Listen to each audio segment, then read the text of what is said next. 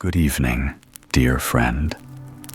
Wherever you are tonight, maybe lying in bed or watching the moonlight through your window, welcome back.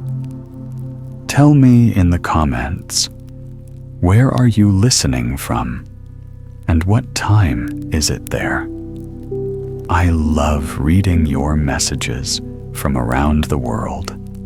Tonight, we travel to the ancient world of 1001 Nights, where Queen Scheherazade told stories of wonder and magic to a sleepless king. Tales of flying carpets, hidden treasures, and genies in golden lamps await you beneath the desert stars. So take a deep breath, let your heart grow calm, and listen as our story begins. The story of the Vizier Who Was Punished. Once upon a time, so the Vizier began, there lived a king who had a son, a prince with a fierce love of the chase.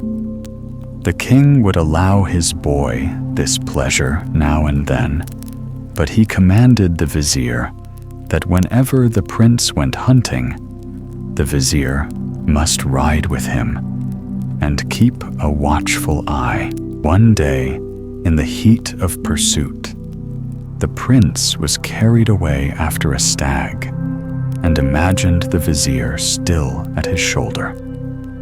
Fired with purpose, he urged his steed on and on, until at last he had ridden so far that he found himself quite alone. When he paused to catch his breath, he perceived, with a sickening certainty, that he had lost his way. He would turn back to seek the vizier, who had not kept pace, but his path lay confused, and every track led him astray. Wandering thus, bewildered and afraid, he came upon a lady sitting by the road, a woman of fine dress, who wept as though her heart would break.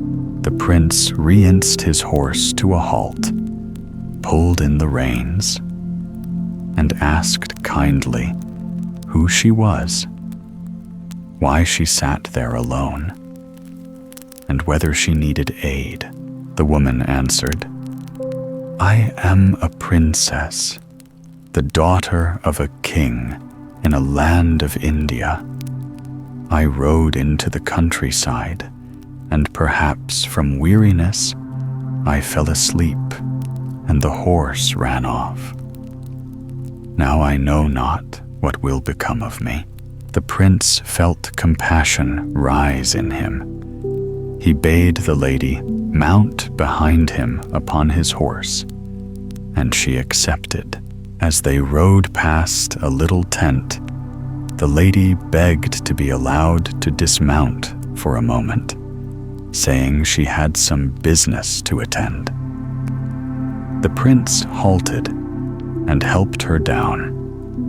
He too slipped from the saddle, holding the reins in his hand, and drew near the tent. What he heard there made his blood run cold. "Children," cried a voice within, "rejoice. Mother brings you a fine, fat young man." Where is he, mother? We will eat him at once. We are so hungry," came many eager voices in reply. No more was needed for the prince to know the danger that faced him. The fair princess, who had called herself a king's daughter from a far country, was in truth a wicked witch. She lurked in lonely places to trick travelers to seize them and to devour them raw. In panic, the prince sprang into the saddle and whipped his horse into flight. The witch showed herself at that moment, and seeing her plan foiled, pretended gentleness. "Fear not," she cried. "Who are you? What seek you?" "I am lost," answered the prince. "I seek the road." "If you are lost," she said softly, "pray to God. He will deliver you out of trouble." So the prince looked up to heaven and prayed, "O holy God, deliver me from this witch." At the sound of his prayer, the woman darted back into the tent, and the prince rode off with all haste. Mercy favored him. He found his way at last, returned safely to the palace, and told his father the peril he had escaped through the negligence of the vizier. The king flew into a terrible rage and bade that the vizier be punished without delay. When the tale was done, the vizier turned again to the king of Greece and said, "Sire, let us return to the matter of the physician Dubang. If your majesty trusts that man without heed, grave danger may follow. I have certain tidings that he is an enemy agent, sent by your foes to work against you. You say he has healed you. Who can vouch for that? Perhaps his cure touched only the outward sickness, while hiding a poison that will in time bring harm." The king of Greece, simple of understanding and not quick to see the vizier's malice, was unsettled by the words and could not hold fast to his first opinion. The vizier's speech had swayed him. "Vizier," said the king, "you have spoken well. Perchance he did indeed come with intent to harm me. A single draught from his herbs might be enough. What shall we do?" Seeing that the king had taken his counsel, the vizier answered, "Sire, the surest way to give your majesty peace of mind and to secure your person is this: send at once for the man, and as soon as he arrives, command that his head be struck off." "Indeed," the king agreed, "I believe that nothing else will guard against his plot." So he called a courtier and sent him to fetch the physician, who, ignorant of what had been plotted, hastened to the palace. No sooner had the man appeared than the king fixed his eyes upon him and asked, "Do you know why I summoned you here?" "Your Majesty," the man answered, "I do not. I await your command. I sent for you to put you to death before my eyes," replied the king. It is impossible to describe the astonishment of the physician Duban when he heard that he was sentenced to death. "My lord," he cried, "why do you command my death? What crime have I committed?" The king replied coldly, "I have received sure and secret word that you are a spy sent to my court to bring about my ruin. To protect myself, I must destroy you." Turning to the executioner who stood ready, the king ordered, "Strike off his head. End the life of this wretch who has wormed his way into my palace to harm me." Then Duban understood. It was the very favors and treasures the king had bestowed upon him that had stirred envy in others. The weak-minded monarch had lent his ear to jealous whispers. Too late, the physician regretted ever curing the king's leprosy. But what use is regret when death stands at the door? So this is how your majesty rewards my service, he murmured. The king refused to listen. He waved his hand impatiently, commanding again that the sword fall. In despair, Duban pleaded, "Mercy, O king, spare my life, and heaven will prolong yours. Take care, if you shed innocent blood, the Almighty may decree your own doom." But the Greek king, unmoved, shouted, "No, you must die. I will not risk your cunning tricks again. Just as you cured me, you might find a way to harm me."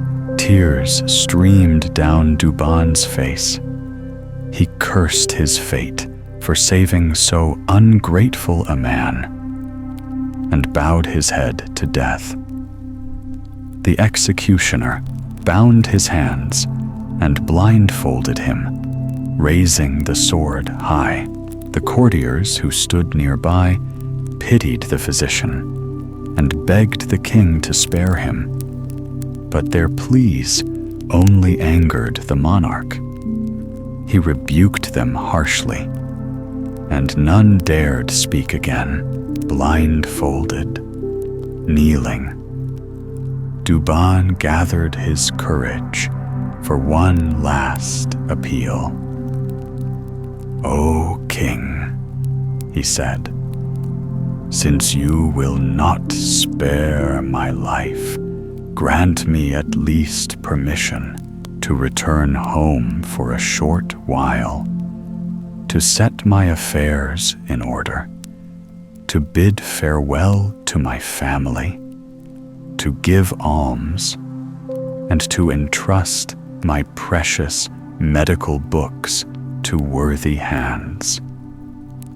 Among them is one volume I would gift to your majesty, a book most rare and wondrous, worthy of a royal treasury."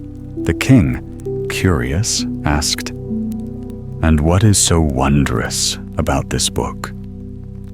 Duban answered, "It contains countless secrets, but the strangest of all is this: after you have had me beheaded, if you will open the book to the 6th page and read the 3rd line on the left, my severed head will answer every question you ask." The king, marveling at such a mystery, postponed the execution until the next day. Duban was escorted home under guard. That night, he arranged his papers and prepared the enchanted book. Word of the coming marvel spread quickly through the city, and by morning, the court was crowded with nobles eager to witness the miracle. When Duban was brought before the king, he carried the great book in his hands. He asked for a basin to be brought, lined it with a white cloth, and placed it before the throne. Then he handed the book to the king and said, "When my head is severed, my lord, command that it be placed in this basin upon the cover of the book. The blood will cease to flow, and my head will speak to answer your majesty. But once more, I beg your mercy, for by heaven I am innocent." The king replied, "Your pleading is useless. Even if only to hear your head speak, I still decree your death." Taking the book, he gave a final signal. The executioner struck cleanly, and the head fell neatly into the basin. At once the bleeding stopped. Before the stunned eyes of the king and his court, the head opened its eyes and spoke. "O king, open the book." The monarch, trembling, obeyed. Finding the pages stuck together, he moistened his finger with saliva to turn them. He reached the 6th page, but found no words. "Physician," he said, "there is nothing written here." "Turn a few more pages," the head replied. The king did so, again wetting his finger each time, until, without warning, he grew pale, his limbs shaking, his eyes dimming. The poison that had been spread upon the pages had entered his veins. He fell at the foot of his throne, writhing and gasping. Then the severed head of Dubin spoke one last time. "O tyrant! Thus are all kings punished who use their power to harm the innocent. Sooner or later, the justice of heaven overtakes them." When the head had spoken, both it and the king were still forever. The fisherman, who was telling this tale of the Greek king and the physician Dubin to the genie trapped within the jar, continued. If that king had spared the physician's life, heaven would have spared his own. But because he rejected mercy, he was destroyed. And so, O genie, it shall be with you. Had you granted my plea, perhaps I would have pitied you. But since, in spite of my kindness in freeing you, you swore to kill me, now I shall show you no mercy. I will seal you again in this vessel and cast you into the sea, there to lie until the end of time. "Good fisherman," cried the genie, "do not act so cruelly. Vengeance is a bitter thing, but forgiveness is noble. Show kindness, and heaven will bless you." "No," said the fisherman, "I will not free you again. Enough words. Back to the sea with you." "Wait," cried the genie. "Let me speak one more word. I swear by the Most High that I will not harm you. Indeed, I will show you the way to great riches." The hope of escaping poverty softened the old fisherman's heart. "I will listen," he said, "but swear before God that you will keep your promise, for I do not believe you would dare break so sacred an oath." The genie swore his oath, and the fisherman, trembling but trusting, opened the jar. At once, a plume of smoke poured forth, rising and curling into the air until the dreadful spirit took form once more. The very first thing he did, just as before, was to kick the jar into the sea with a single mighty blow. The fisherman gasped in fear. "Oh, mighty spirit, what is the meaning of this? Do you not intend to keep your solemn vow? Must I remind you of what the physician Dobin once said to the Greek king of old? Spare my life, and heaven shall lengthen yours." The genie laughed. A deep, rolling sound, like thunder in a cavern. "Do not be afraid, old man," said he.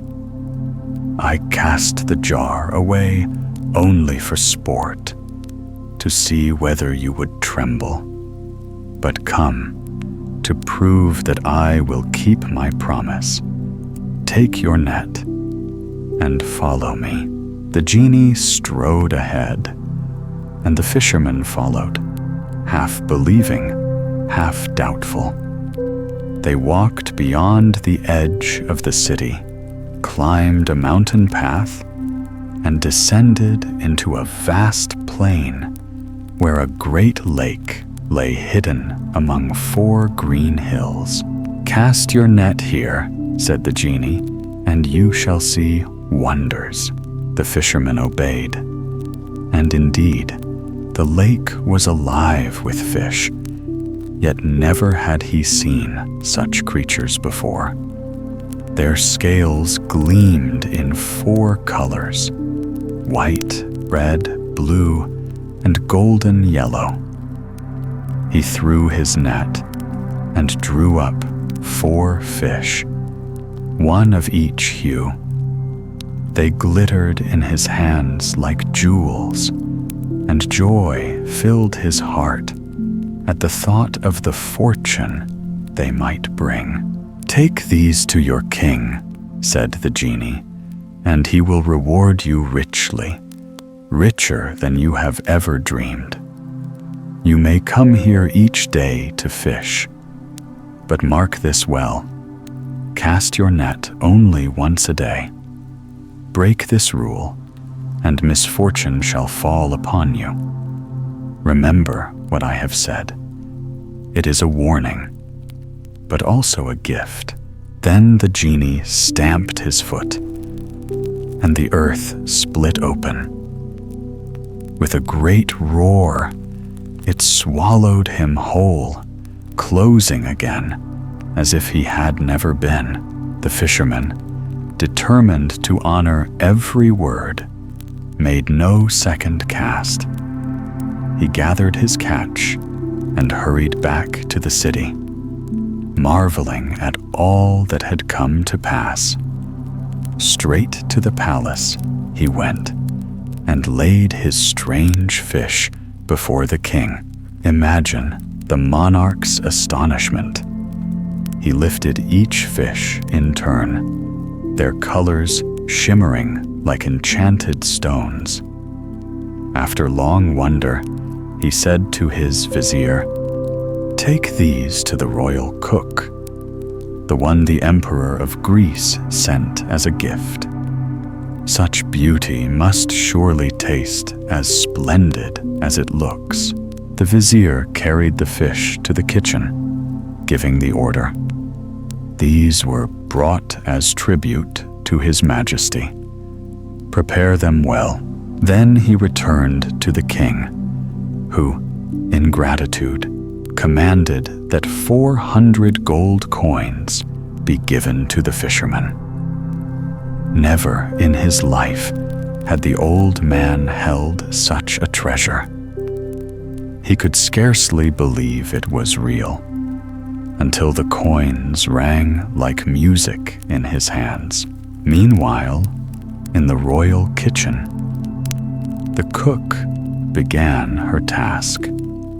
She cleaned the fish carefully, set them in oil upon the fire, and when one side was done, turned them to fry the other. But as she turned them, the wall of the kitchen opened silently, and out stepped a maiden, more radiant than moonlight. Her beauty was beyond words. She wore a gown of patterned satin, her ears adorned with flowers, a string of pearls at her throat, and in her hand a slender wand of myrtle wood. Without a word, She approached the pan and tapped one of the fish. "Fish, fish," she said softly. "Are you keeping your promise?" The fish were silent. She repeated her question, and this time, all four lifted their heads and spoke in one voice. "Yes, yes.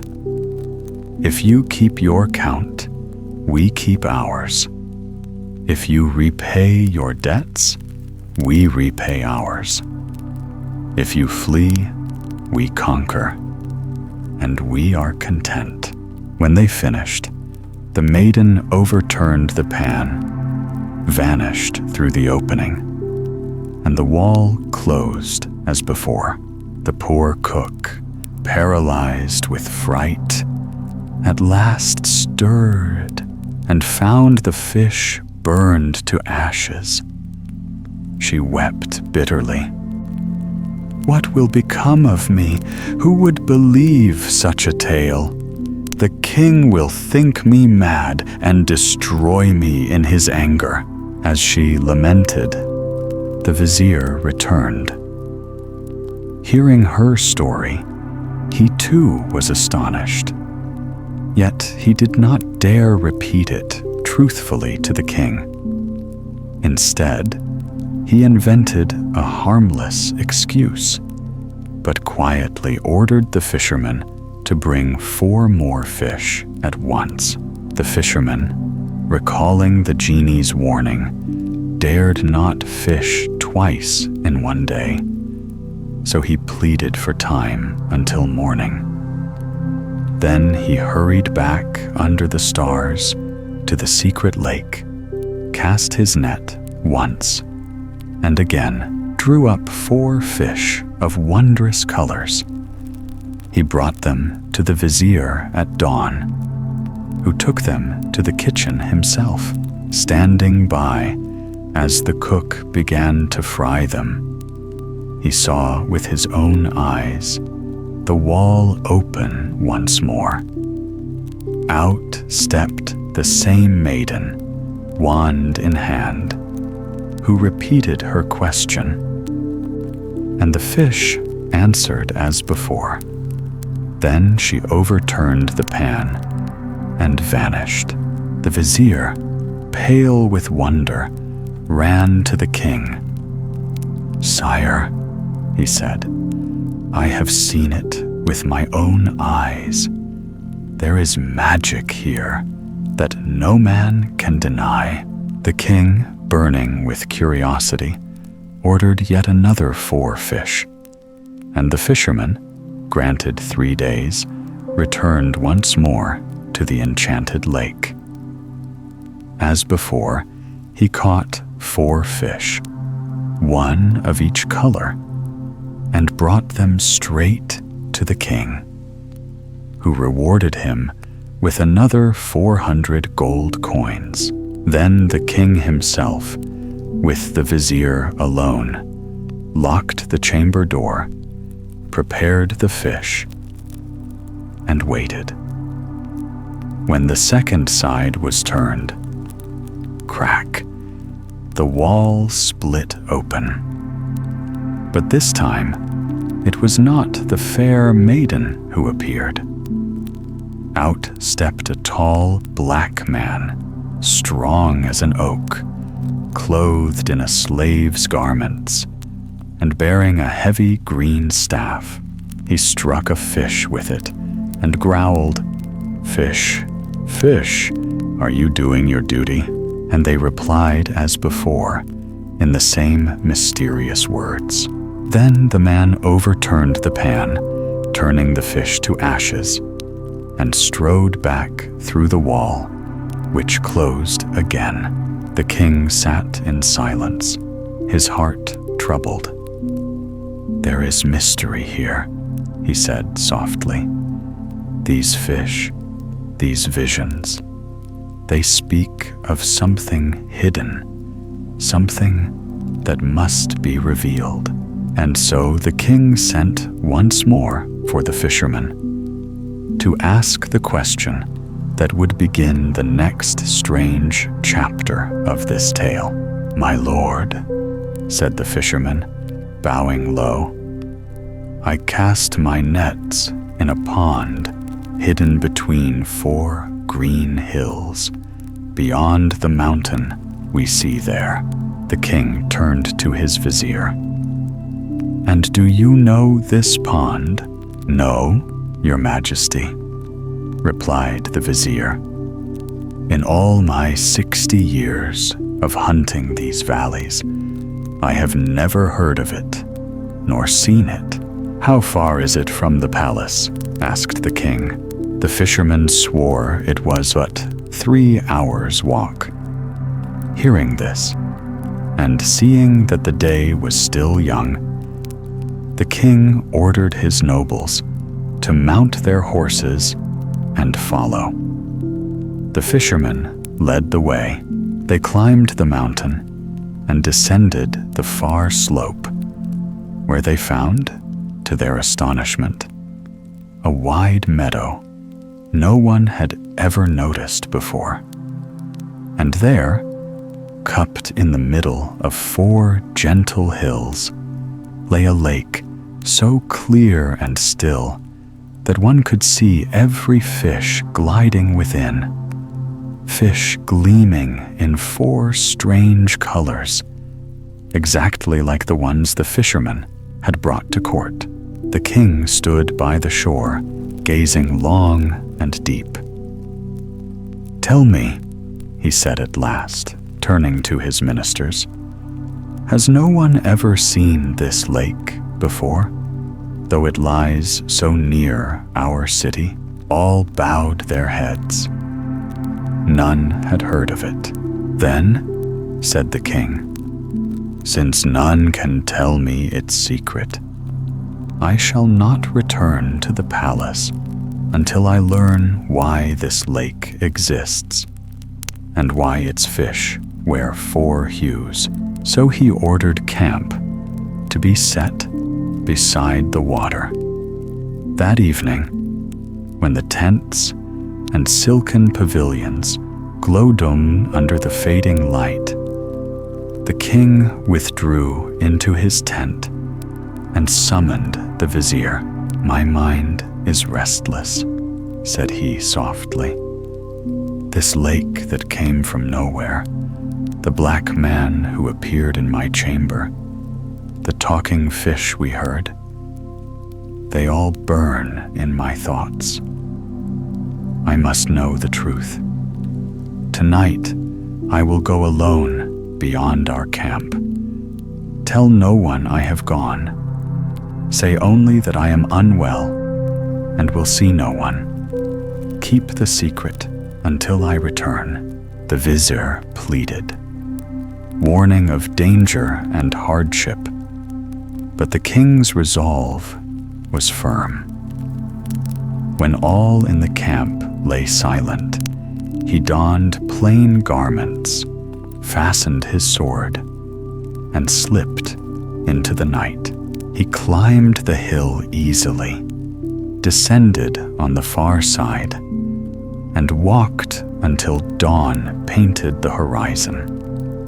Then, before him, he saw a great building shining faintly in the morning mist.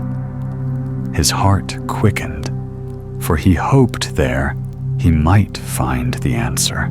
As he drew near, he beheld a splendid palace, built of black marble and clad in metal, so polished it mirrored the sky. He stood a long while, marveling. Then he approached its gate, 2 great doors, one standing open. The king knocked softly. No answer. He knocked again, louder. Still nothing. At last, he struck the door with his hand, but not a sound stirred within. If no one dwells here, he thought, there is nothing to fear. And if someone does, I have means to defend myself." He entered. Across a vast hall, he called aloud, "Is there no one here to offer a weary traveler a cup of water?" His voice echoed, but no reply came. He crossed a wide courtyard, peering about for any sign of life. None. Through chamber after chamber he passed. Carpets of finest silk, couches wrapped in woven silver, curtains of Indian gold and gauze, and walls shimmering like moonlight. In one room, he found a great fountain. 4 golden lions at its corners, spouting streams that sparkled like diamonds beneath an arch of arabesque stone. Beyond the palace stretched gardens rich with flowers, trees, and singing birds, trapped under delicate nets so they might never fly away. The king wandered long, astonished, until weariness took him. He sat down in a study that opened toward the garden. There, as he rested, he heard faintly a sound, a moan, a cry, a voice heavy with grief. "O fate," it wailed, "you raised me high only to cast me down. You robbed me of joy. You made me the most wretched of men. End my pain. Grant me death, and let my suffering cease." The king, moved by pity, rose and followed the sound. He came to a wide chamber, drew aside the curtain, and saw a handsome young man seated upon a low throne. His face was sorrowful, his clothes of rich embroidery. The king approached and greeted him. The youth bowed deeply, but did not rise. "My lord," he said gently, "I know I should stand before you, but a cruel misfortune prevents me. Forgive my rudeness. Do not trouble yourself," said the king. "Your words are gracious enough. I came, hearing your sorrow, hoping I might help. If heaven grants me power to ease your pain, I will do all I can. Tell me, what is this lake nearby, where the fish are of 4 colors? What is this palace? Why are you here alone?" The young man wept bitterly. "Ah, fate delights to bring low those it once raised high. Where now are the blessed souls who live forever in peace and joy?" The king's heart softened. "Please," he said, "tell me what has wounded you so deeply." "Alas," the youth replied, "how can I not grieve? My eyes are fountains that will never run dry." And with that, he lifted his robe, and the king saw that from the waist down, the young man was turned to black marble. The king started back in wonder. "What marvel is this? I beg you, tell me your tale. Surely it will reveal the secret of the lake and its strange fish." The young man nodded sadly. "I will not deny your wish, though each word will cut like a knife. But prepare your heart and mind, for what you are about to hear goes beyond anything the human mind can imagine."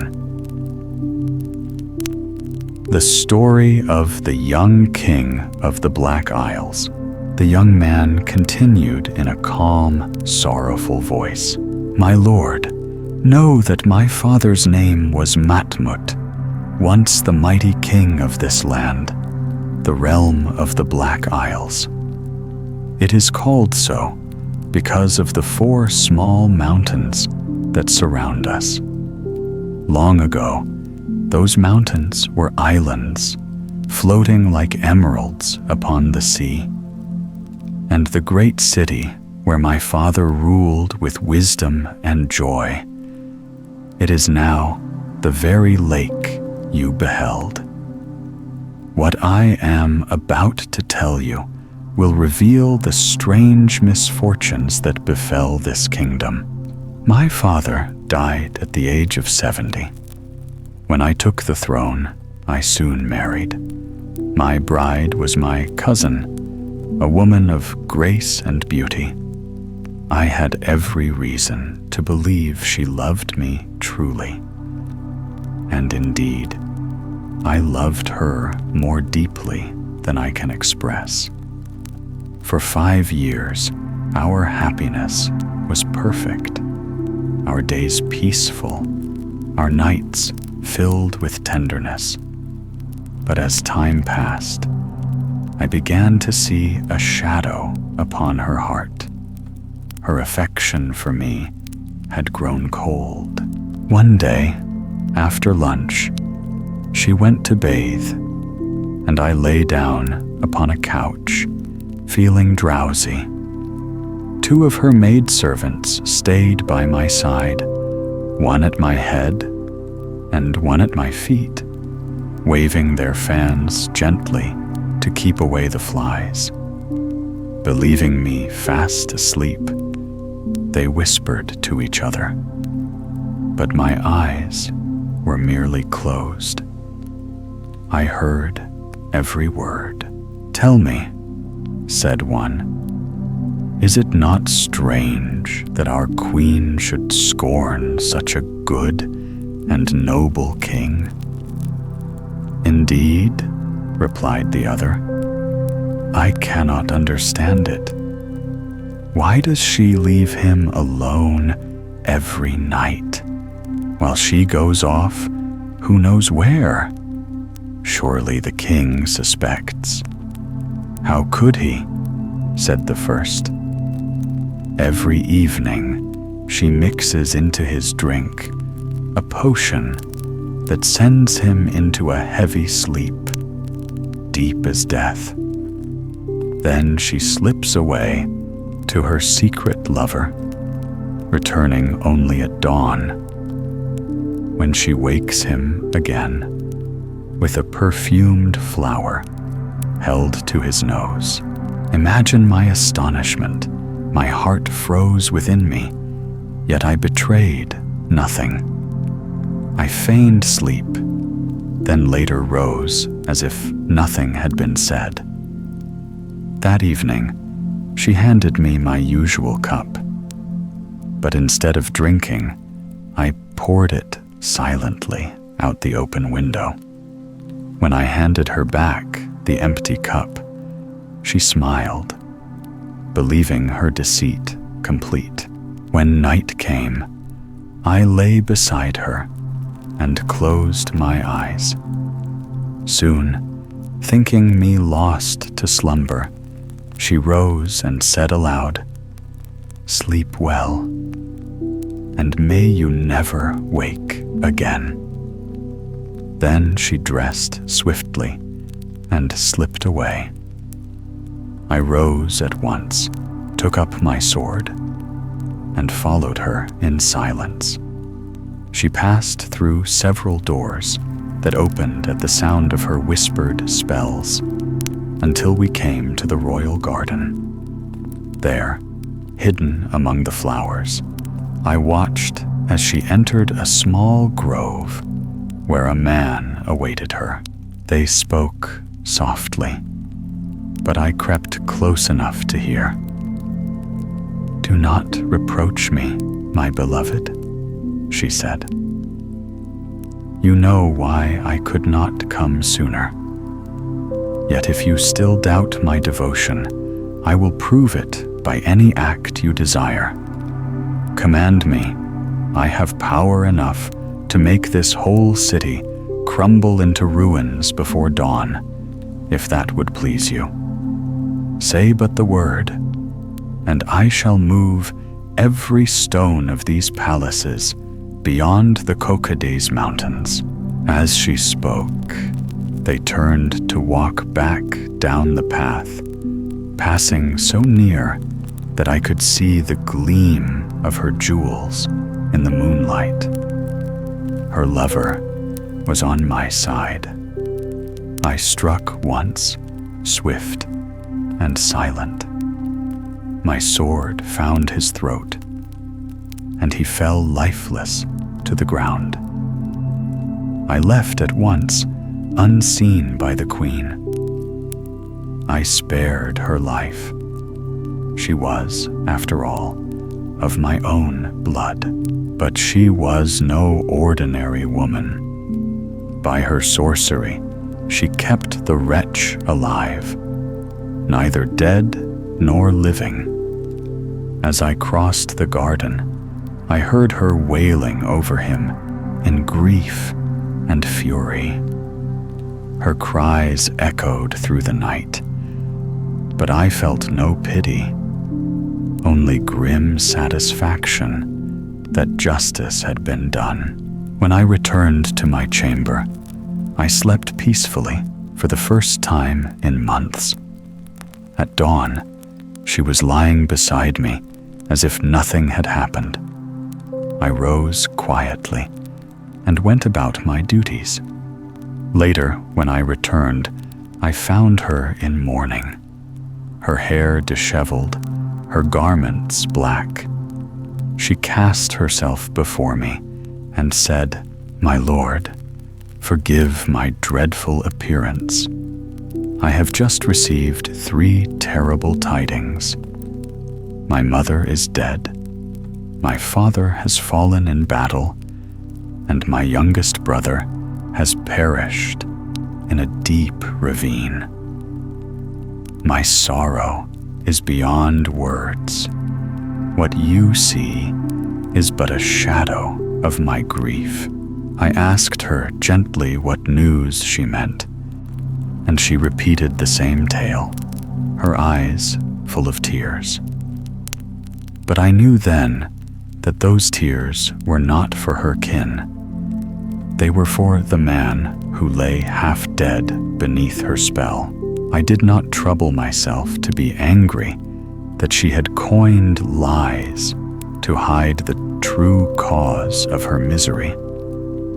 Perhaps she did not suspect that it was I who had slain her lover. I answered her thus, "My lady, not only do I not blame you, I am convinced that I have a duty to share in your sorrow. How could any heart remain unmoved at so great a loss? Weep on.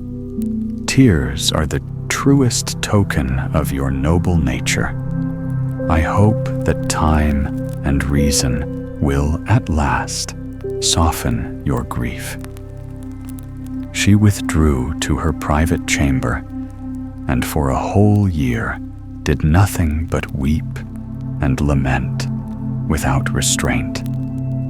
When that year had passed, she asked leave to build her tomb within the royal city, saying she wished to dwell in a house of death until her final hour. I consented, and she set craftsmen to raise a stately palace, crowned with a high dome that one can still see. She called it the Palace of Tears.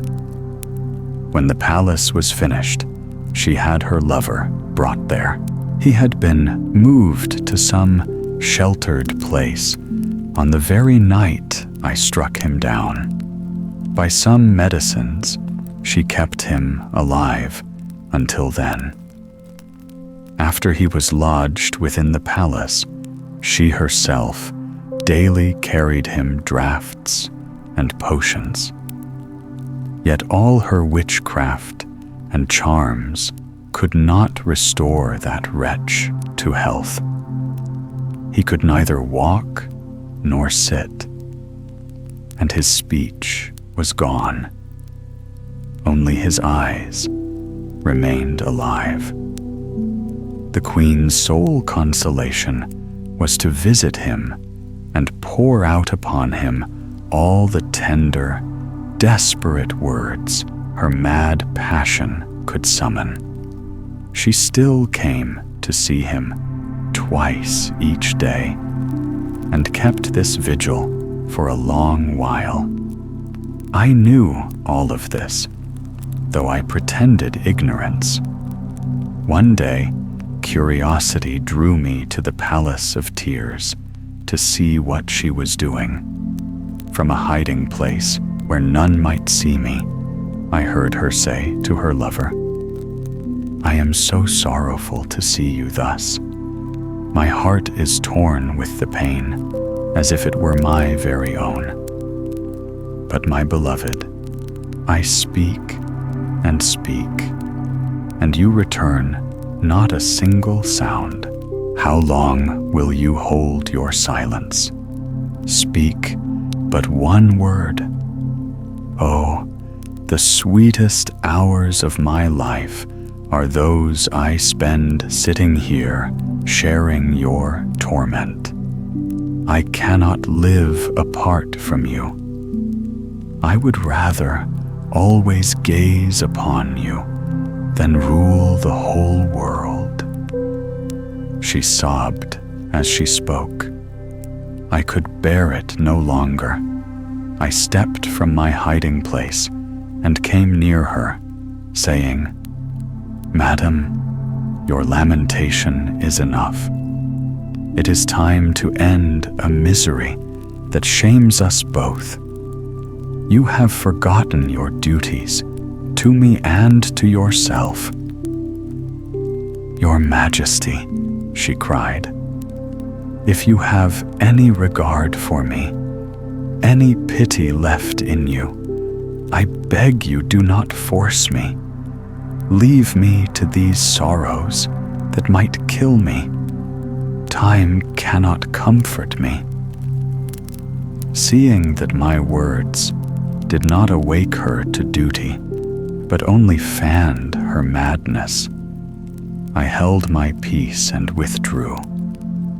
She continued her visits to the lover, and for 2 more years remained drowned in despair. Again, I came to the Palace of Tears while she was there. I hid, and once more I heard her speak to him. "3 years now, you have not answered me a single word. 3 years you have been mute to the plaints I pour out to you. Is it that you do not care, or that you despise me? O tomb, have you quenched the fiery love he once bore me? Have you shut the eyes that used to look on me with such fondness, those eyes that were my whole delight? O tomb, tell me plainly by what strange miracle you have become the keep of so rare a treasure." I must confess, I was moved to fury by those words, for in truth, that adored lover was not what she fancied. He was a man of darker skin, a native of these parts. I felt such outrage at her speech that I sprang from my hiding place and called upon the grave myself. I cried aloud, "O tomb, why have you not buried this loathsome monster? Or better yet, why have you not burned both this lover and this wicked paramour." Before my words were done, the queen who sat beside the man sprang up like a madwoman. "Ah, malicious one," she cried to me, "it is you who have caused me anguish. Think not I do not know. I have feigned ignorance for too long. It was your brutal hand that made my lover so pitiable. And yet you come here to taunt a heart in despair." It was I broke in with anger. "It was I who chastised that fiend as he deserved. I should have dealt with you the same as with him. I rue that I did not slay you, and so put an end to your abusing my clemency." As I spoke, I drew my sword to punish her. She met my gesture with cold mockery. "Put aside your wrath," she said, smiling with scorn. Then she muttered words I could not catch, and added, "By my sorcery, I command you to become half of stone and half of flesh." So, Your Majesty, I became as you now behold me, dead among the living, alive among the dead. After that, the cruel witch, hardly worthy of the name Queen, changed my shape and transported me to another chamber. She ruined my once prosperous, teeming capital. She laid waste houses, squares, and markets, and transformed the city into a swamp and desolate fields such as you have seen. The 4 colored fish in the pool are the people of 4 religions that lived in my former capital. The white fish are those of the Muslim faith. The red are the Persian worshippers of fire. The blue are the Christian believers, and the yellow are the Jews. The 4 hills were once 4 islands from which the kingdom took its name. I learned all this from that witch. She had not yet exhausted her rage, but told me, with relish, the full measure of her madness. More than that, she did not confine her fury to my ruin and the ruin of my realm. Each day, she came and scourged my bare shoulders 100 strokes with a whip, till my body bled. After this punishment, she clothed me in a coarse skin of goat hide, and flung upon me the embroidered garment you see, not to honor me, but to mock me. When I had told this, the young king of the Black Isles could not restrain his tears. The emperor himself was so moved that no words of comfort came to his lips. After a while, the young king lifted his hands to heaven and cried, "O Creator of all, I bow to thy judgments and decrees. I will patiently endure all suffering, if such be thy will. Yet I hope thy boundless mercy will look upon these woes." The emperor, shaken by this strange tale, was eager to avenge the young king. He said to him, "Tell me plainly where that accursed witch dwells, and where that vile lover lies interred." "Your Majesty," answered the king, "as I told you, the lover remains in the Palace of Tears, in a tomb built of old. with a lofty dome, and that palace opens toward this house by the doorway, of the which I cannot say exactly where she abides. Yet every day at sunrise she comes to visit the lover, after doling out to me the bloody blows I have recounted to you. You know well that I have no means to defend myself against such cruelty. She brings him strange medicines, the only food that has kept him alive until now. Then she never ceases to bewail the mute condition in which he has lain since the night he was gravely wounded. Sir King, said the emperor, no plight is more pitiable than yours, and none has stirred me more deeply. Never has such a marvel befallen any mortal. Those who tell your story shall have the advantage of a tale stranger than any told from the beginning of time. There is but one thing lacking: the vengeance you deserve. I will do whatsoever is needed to bring that revenge to pass. After he had told who he was and why he had come to that castle, the emperor devised a plan of vengeance on behalf of the young king. He told the prince his scheme, and they spoke it over together. The two agreed on what must be done to reach success, and planned to begin on the following day. Night had grown very late by then. The emperor rested for a while. The young sovereign remained awake, as he had always done since the witch's spell. Though he could not sleep, he felt a small flicker of hope that deliverance might soon come. At dawn the next day, the emperor rose. To begin his plan, he removed his outer cloak and hid it where it would not hinder him. Then went to the Palace of Tears. The hall was lit by a multitude of white candles.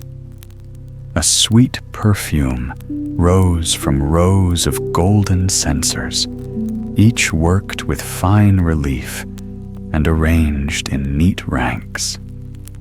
The emperor looked upon the bed where the black-skinned man lay.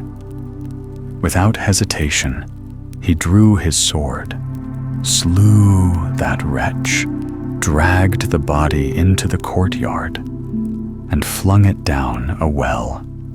When this was done, he lay down beside the black-skinned man's bed, placed his sword at his side beneath the coverlet, and waited there to carry out the rest of his design. Soon the witch arrived.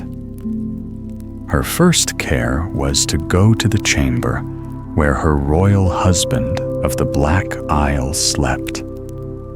She stripped his coat from him, and with a cruelty without parallel, flailed him 100 lashes with a hide whip.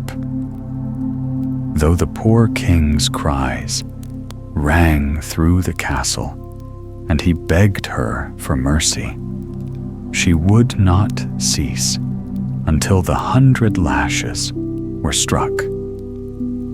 "You had no pity for my beloved," she said, "so do not expect me to pity you." After the 100 blows, she clothed him in a rough goat hair shirt and drew an embroidered mantle over it. Then she returned to the Palace of Tears. The moment she entered, she began to wail and lament and tell her tale. Coming to the bed where she imagined her lover lay as always, she bewailed. How cruel, how heartless, to destroy the happiness of one so gentle and so passionately in love as I am. O wicked king, you accuse me of being inhuman whenever I make you feel the sting of this feud. Is your cruelty not greater than mine? Alas, she cried to the emperor, whom she thought was the black man. O son of my life, O my very life, are you to remain silent forever? Will you let me die without so much as the comfort of hearing that you still love me? O my beloved, I beg you, speak to me but a single word. Then the emperor feigned waking from a deep sleep, and using the black man's voice, answered the queen with solemnity. Power and authority belong only to God, to the Most High. The witch was struck with astonishment and gave a cry of boundless joy. "Oh, my dear one, am I not mistaken? Did I truly hear your voice? Did you really speak to me? You wretch," the king said. "Did you think I would speak with you as if you were worthy? Why do you scold me so?" she cried. "The wailing and lamentation of your husband, the way you ill-treat him, the brutal manner in which you subject him to shame, have kept me from rest night and day," the emperor answered. "If you would lift the spell from him, I should have recovered and been able to speak long ago. That is the cause of my silence and of your endless lamenting." "Then," said the witch, "to quiet him, I will do whatsoever you command. Do you wish me to restore him to his former shape?" "Yes," replied the emperor, "and quickly. Free him, for I am wearied by his cries." The witch immediately left the palace of tears. She took a cup of water and spoke incantations until the liquid boiled as if over fire. She then went to her husband's chamber, poured the cup upon him, and said, "If the Maker fashioned you in this shape from the beginning, or if God hates you so that you cannot be changed, then remain as you are. But if this form has come from the sorcery I have cast upon you, then return to your natural shape. Be what you were before." No sooner had she spoken than the young king regained his true form. He rose, delighted beyond imagining, and gave thanks to God. The witch said again, "Go now. Leave the castle at once and never return, or you shall lose your life." The young king, pressed by circumstances, departed without a word and hid far away, eagerly awaiting the outcome of the plan the emperor had so cleverly set in motion. Meanwhile, the witch returned to the Palace of Tears, thinking she still addressed the black man. As she entered, she boasted, "My beloved, I have done what you commanded. Now nothing hinders you from rising to fulfill the desire I have held so long." The emperor again, in the black man's voice, answered harshly, "What you have done is not enough to cure me. It but lessens my pain for a time. The root of the suffering must be cut away. Oh, my dear little black one, she asked anew. What do you mean by cutting the pain from the root? Fool, he replied. Do you not know I mean this very city and its people, those 4 islands you have ruined with your magic? Every day, like clockwork, at midnight, the fish lift their heads from the pools and call for vengeance upon you. That is the chief cause of my slow recovery. Go quickly and restore all things to their true form. When you return, I will stretch out my hand, and you shall help me rise. The witch's heart leapt with hope when she heard those tender words. Oh, my love, my soul, she cried, you shall be well at once, for I will do exactly as you have told me. Without delay, she left the palace and went down to the still waters of the enchanted lake. Bending low, she scooped a handful of its shimmering water and whispered the secret spell. As she spoke the words of power, of the fishes and the lake, the spell broke like a glass bell in the wind. In that very instant, the city rose again from silence and shadow. The fishes became men, women, and children once more. Muslims and Christians, Persians and Jews, freemen and slaves, each took again their natural form. Houses filled with life, markets swelled with laughter, and the air rang with the sounds of the living. Everything stood just as it had before the curse had fallen. The emperor's great retinue, who had camped upon the wide, empty plain, stood in wonder. For where there had been only desolation, there now stretched a splendid, bustling city, gleaming beneath the sun. The witch, delighted by her own power, hastened back to the Palace of Tears to share her joy. As soon as she entered, she cried, "My dearest one, I have come to rejoice with you in your recovery. I have done all that you asked. Come, sit up, and give me your hand." "Come closer," said the king, still mimicking the voice of the dark-skinned youth. She stepped nearer. "Closer still," he whispered. And when she obeyed, the emperor leapt to his feet, seized her arm, and, before she could breathe a word, struck her down with a single blow of his sword.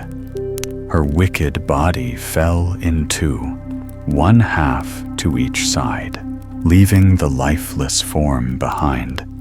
The emperor departed from the Palace of Tears and sought the young king of the Black Isles, who awaited him anxiously. "My friend," said the emperor, embracing him, "rejoice. Your cruel enemy is no more." Overflowing with gratitude, the young king thanked him with all his heart. "May you live long and reign in glory," he said. The emperor smiled. "Now you may dwell in peace within your city," he told him. "Unless, of course, you wish to visit my own capital. It is not far, and there you would be honored as you are here." The young king bowed. "Mighty emperor, "Do you truly believe your city lies near to mine?" "Why, yes," said the emperor. "It cannot be more than 4 or 5 hours away." The young king shook his head. "It is a whole year's journey. You came swiftly, only because my city was under a spell. Now that it is free, the distance is as it truly is. Yet even so, I would follow you to the ends of the earth. You have set me free. Let me serve you all my life." The emperor was astonished to learn he had traveled so far from his own realm. Yet the young king's words touched his heart. "No matter," said he. "Though the road home be long, I am repaid 1,000-fold, for I have gained not only a friend, but a son. Since I have no heir, I name you as my own and declare you my successor." They embraced as father and brother, and thus their story came to a gentle close. Soon the young king began to prepare for the journey. After 3 weeks, all was ready. Amid the sorrowful farewells of his court and people, he entrusted his throne to a noble kinsman. Then he and the emperor set forth together. With 100 camels laden with treasures beyond measure, and 50 fine horsemen riding in glittering armor beside them, their voyage was blessed with fair weather. The emperor sent word ahead to explain his delay and the wonders that had befallen him. When at last they neared his capital, his ministers came forth to greet him, assuring him that peace had reigned in his absence. The people, overjoyed, filled the streets with cheers and celebrated for many days. The next morning, the emperor gathered his court and told them all that had happened: the enchantment, the city, the brave young king. He then proclaimed the King of the Black Isles, his adopted son and heir. And because gratitude is a light that never fades, the emperor richly rewarded all who had served him faithfully. Most of all, the humble fisherman, whose simple courage had begun the chain of miracles. The fisherman and his family lived in happiness all their days, never knowing hunger or sorrow again. The story of the 3 princes and the 5 ladies of Baghdad. Once upon a time, in the golden age of the great Caliph Harun al-Rashid, in the city of Baghdad, there lived a humble porter. His work was hard and his earnings small, yet he was cheerful and content. One warm morning, as he stood in the marketplace beside his empty basket, hoping someone would hire his strength for the day, a lady approached him. She was veiled in satin, graceful as a gazelle, her eyes bright with gentleness. "Good porter," she said softly, "take up your basket and follow me." The porter, delighted by the music in her voice, quickly lifted his basket onto his head. "Ah, what a lucky day," he whispered to himself. "Surely, fortune smiles upon me today." The lady led him through the winding streets until they reached a house whose door was opened by an old Christian man with a white beard and kindly eyes. Without a word, the lady placed a few coins in his hand. He bowed and went inside, returning soon with a great jar of fine wine. "Place this in your basket," she said, and the porter obeyed. They went on to a fruit cellar, where she chose apples, apricots, peaches, lemons, oranges, basil, lilies, and jasmine, flowers and fruits of every color and fragrance. "Put them all inside," she said again. Then to the butcher they went, where she ordered 25 pounds of the choicest meat. And again he packed it into his basket. From shop to shop she moved, buying herbs, pickled vegetables, nuts and almonds, pistachios and chestnuts, sugared fruits and sweetmeats, spices and perfumes, cloves and nutmeg, pepper and ginger, ambergris and musk, until the poor man's basket was nearly bursting. At last, panting under the load, the porter said with a laugh, "My lady, had I known your errands would fill a caravan, I would have brought a mule instead of these weary shoulders. One more purchase, and I fear I shall fall where I stand."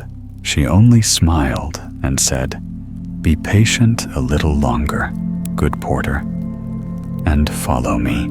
They walked on until they came to a grand mansion, whose front was lined with marble pillars and whose gate was inlaid with ivory. The lady knocked gently upon the door. As they waited, the porter marveled. "Surely," he thought, "this is no servant, but a lady of noble birth. What business could such a one have wandering the markets herself?" Then the door opened, and a second lady appeared, fairer still than the first, so lovely that the porter nearly dropped his load in awe. Never had his eyes beheld such beauty. The first lady, noticing his astonishment, smiled knowingly. "Sister," she said to the one at the door, "will you not let us in? This poor man can scarcely stand beneath his burden." They entered a courtyard so splendid it seemed a piece of paradise. Cool marble glistened under the sun. Fragrant breezes drifted from a fountain where a golden lion poured crystal water into a white stone basin. Beyond the courtyard stood halls of fine cedar and painted domes, and in the center, upon a throne of amber and ebony, sat a third lady, the most beautiful of them all. When she rose to greet her sisters, the porter saw that she was their elder, noble and serene. Zobeida was her name, while the one who had opened the door was Safi, and the one who had done the shopping was Amin. Zobeida, seeing the porter struggling under the weight, said kindly, "Sisters, can you not see the poor man is near fainting? Help him set down his load." Together, they lifted the basket, unpacking each treasure the ladies had bought. When all was arranged, Amin paid the porter generously for his labor. The Median bowed low, thankful for his reward. But still he lingered. His eyes wandered from one radiant face to another, and wonder filled his heart. Never had he dreamed of such grace gathered under one roof, and not a single man among them.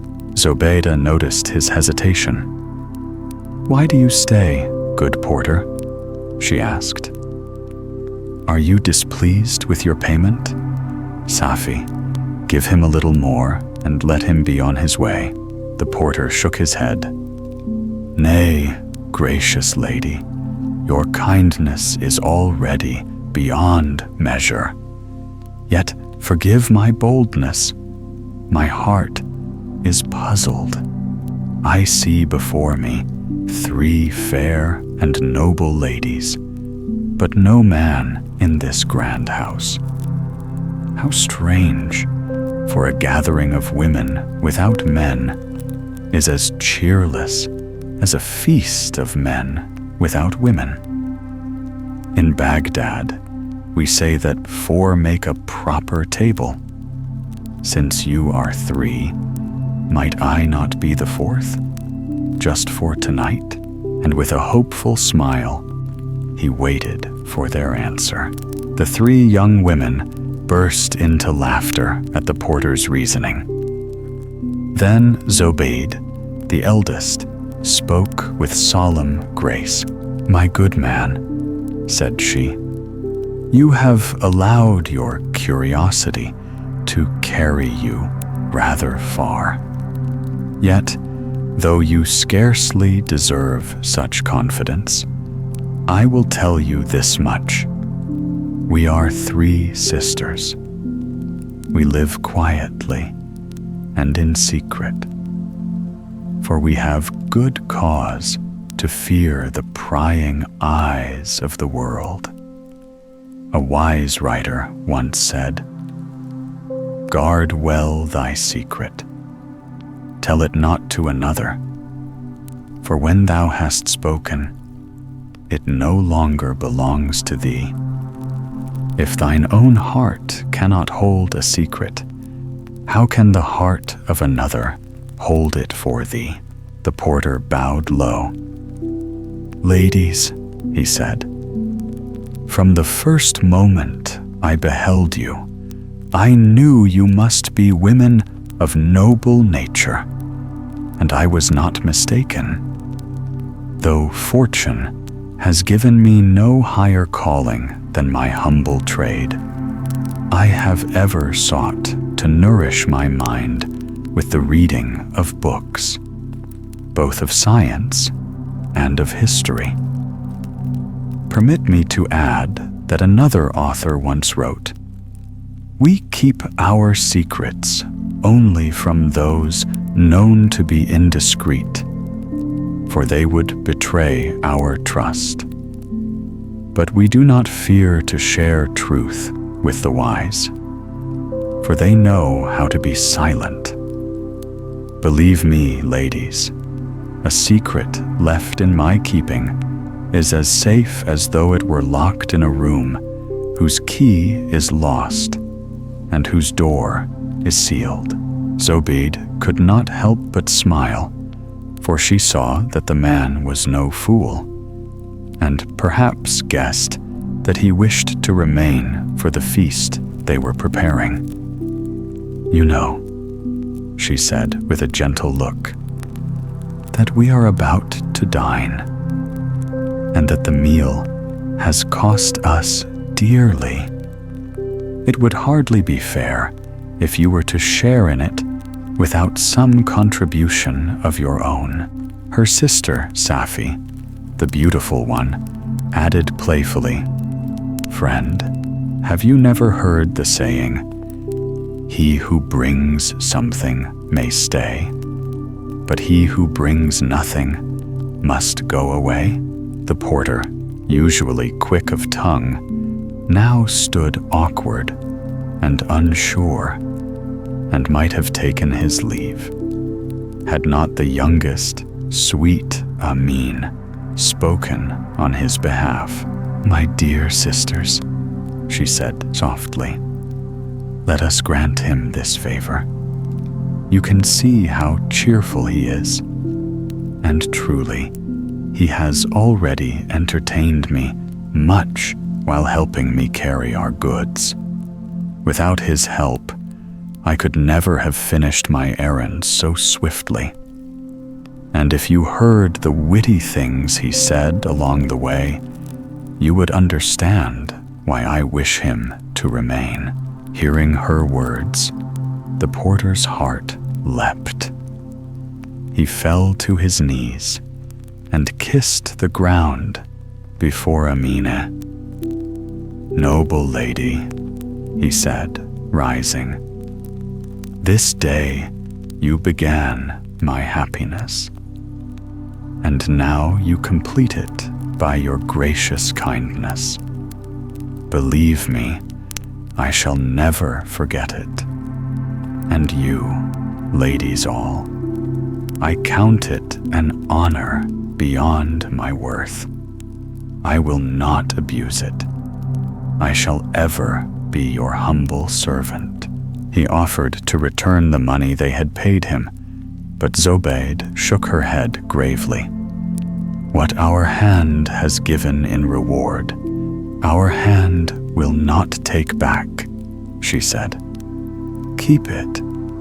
But know this, to remain here, you must not only keep our secret, you must behave with courtesy and with loyalty." While Zobeide spoke, gentle Amine loosened her street dress, tied its ends neatly at her waist, and began to set the table. She brought forth many dishes, bottles of grape wine, and golden cups. Soon the sisters took their seats and placed the porter beside them. His delight was beyond measure, for never had he sat among such radiant beauty. After a few bites, Amine filled a cup and drank first, as was the Arab custom. Then she poured for her sisters, and lastly for the porter. He kissed her hand, and before drinking, sang a little verse, saying that just as the wind passing through fragrant gardens carries their perfume, so the wine he drank from her hand would bear a sweetness beyond its nature. His song pleased them greatly. They sang in turn, and laughter filled the hall. The meal lasted long, with music, jest, and cheer. When night had fallen, Safi rose and said kindly, "Now, porter, it is time to go." But he sighed deeply. "Ah, ladies, where would you have me go in such a state? I am drunk with your beauty, and perhaps a little with wine. I should never find my way home. Allow me, I beg you, to rest here till morning. I will lie anywhere. Only give me time to recover my senses, though I fear I shall leave behind the best part of them here with you." Once more, Amine spoke in his favor. "My sisters," she said, "he speaks true. He has brought us good cheer. Let us keep him tonight. If you love me, as I trust you do, grant him this." Zobeide sighed and replied, "Sister, we can deny you nothing. Very well, porter, you may stay. But heed me, whatever we may do, whether among ourselves or otherwise, you must never ask, wait. If you question that which does not concern you, you may hear what will not please your ears. Remember, curiosity brings sorrow. The porter bowed. Lady, he said earnestly, I give you my word. My tongue shall be still, my eyes a mirror that keeps no image. Then Zobeide, with grave face, said, To show you this rule is no new whim. Go and read what is written upon the door within. He went and read aloud the golden letters carved there. He who speaks of that which does not concern him shall hear what will not please him. Returning, he said, Ladies, I swear you shall never hear a word from me that touches your affairs. So the matter was settled. Amine brought supper, lighting many candles scented with amber and jasmine. The room glowed warm and fragrant. They sat together, eating, drinking, singing, and exchanging verses. They jested freely and filled the porter's cup again and again, until laughter and song filled the air like music itself. And just as the night grew merriest of all, there came a knock at the door. All three women rose at once, startled by the knock upon their door. But Safi, whose task it always was to greet late callers, was the quickest of them all. The other two, content to wait, sat back and listened for her return. Moments later, Safi came running in, her eyes bright with excitement. Sisters, she said breathlessly, a wonderful chance has come for us to enjoy some company tonight. If you think as I do, we must not let it pass. Outside stand three wandering dervishes. I can tell by their robes. But what will astonish you most is that each has lost his right eye, and all three have shaved heads, brows, and beards alike. They told me they've just arrived in Baghdad and know no one here. The night has caught them unprepared, and so, for the love of God, they beg us for shelter, even if it's only in the stable. They seem young, pleasant, and not without wit. Yet I could hardly keep from laughing at how alike their faces are. At this, Safi burst into such laughter that her sisters, and even the porter, sitting nearby, could not help but laugh with her. Then she caught her breath and added, Sisters, shall we let them in? I promise you, the night will end far merrier than it began.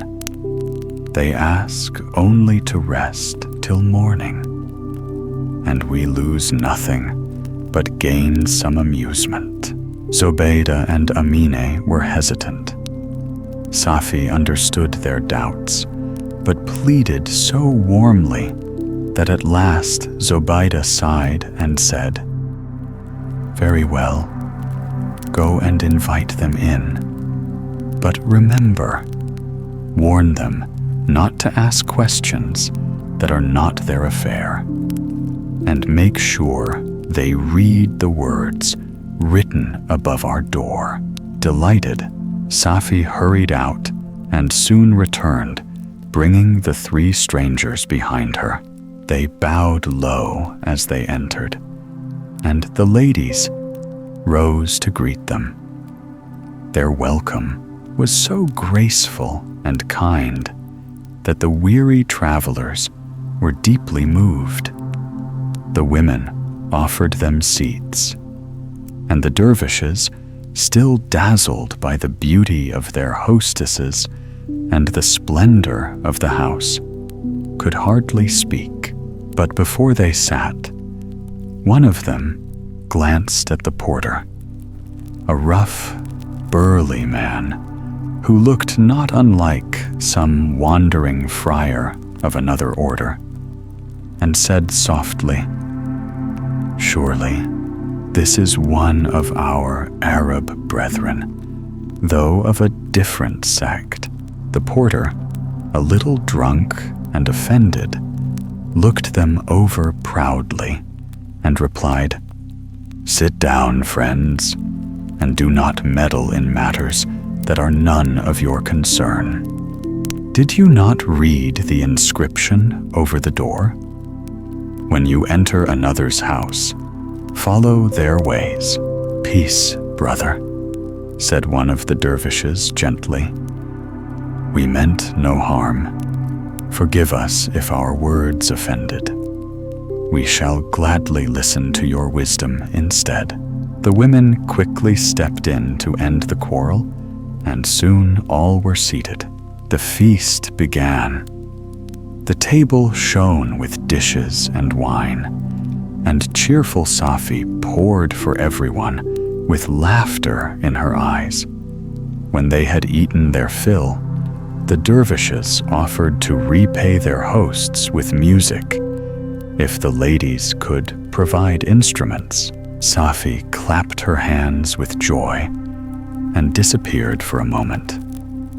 She returned with a Persian flute, a local reed pipe, and a small drum.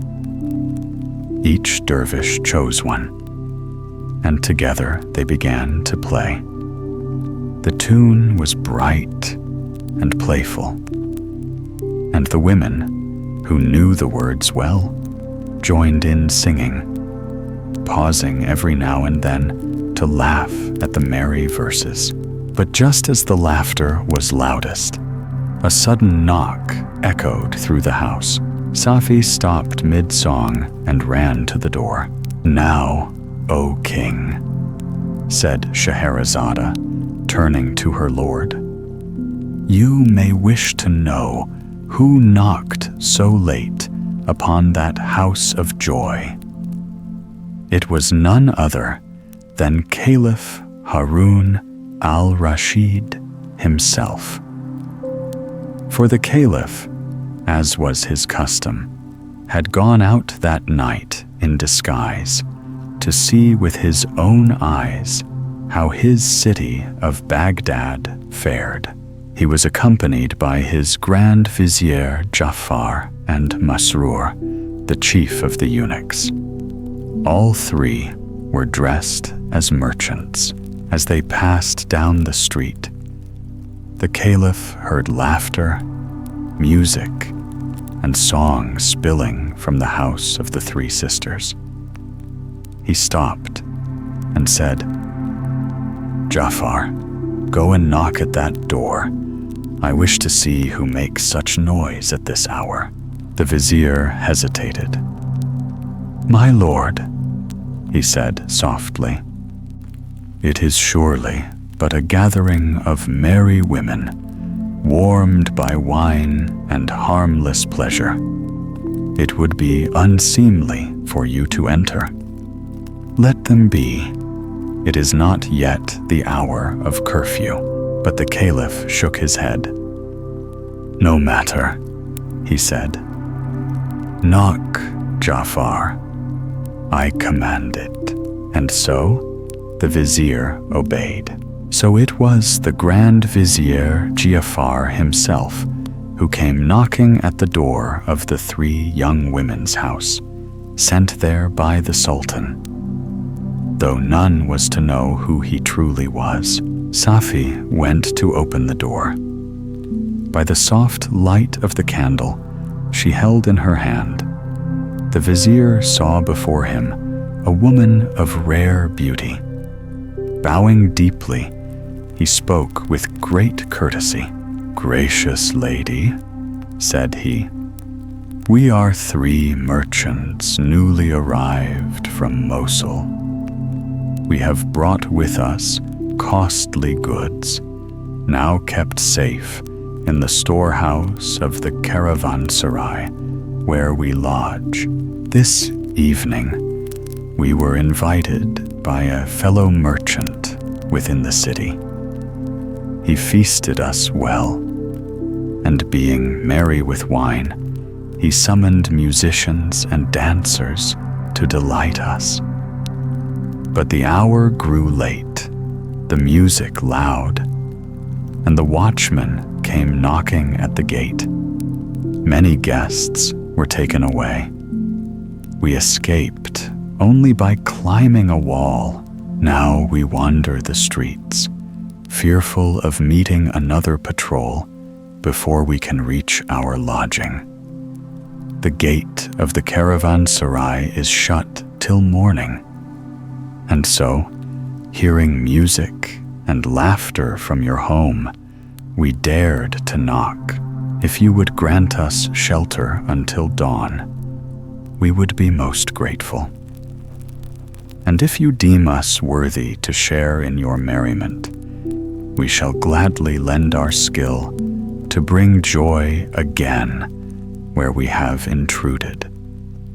If not, we ask only leave to rest in your outer hall until the night is done."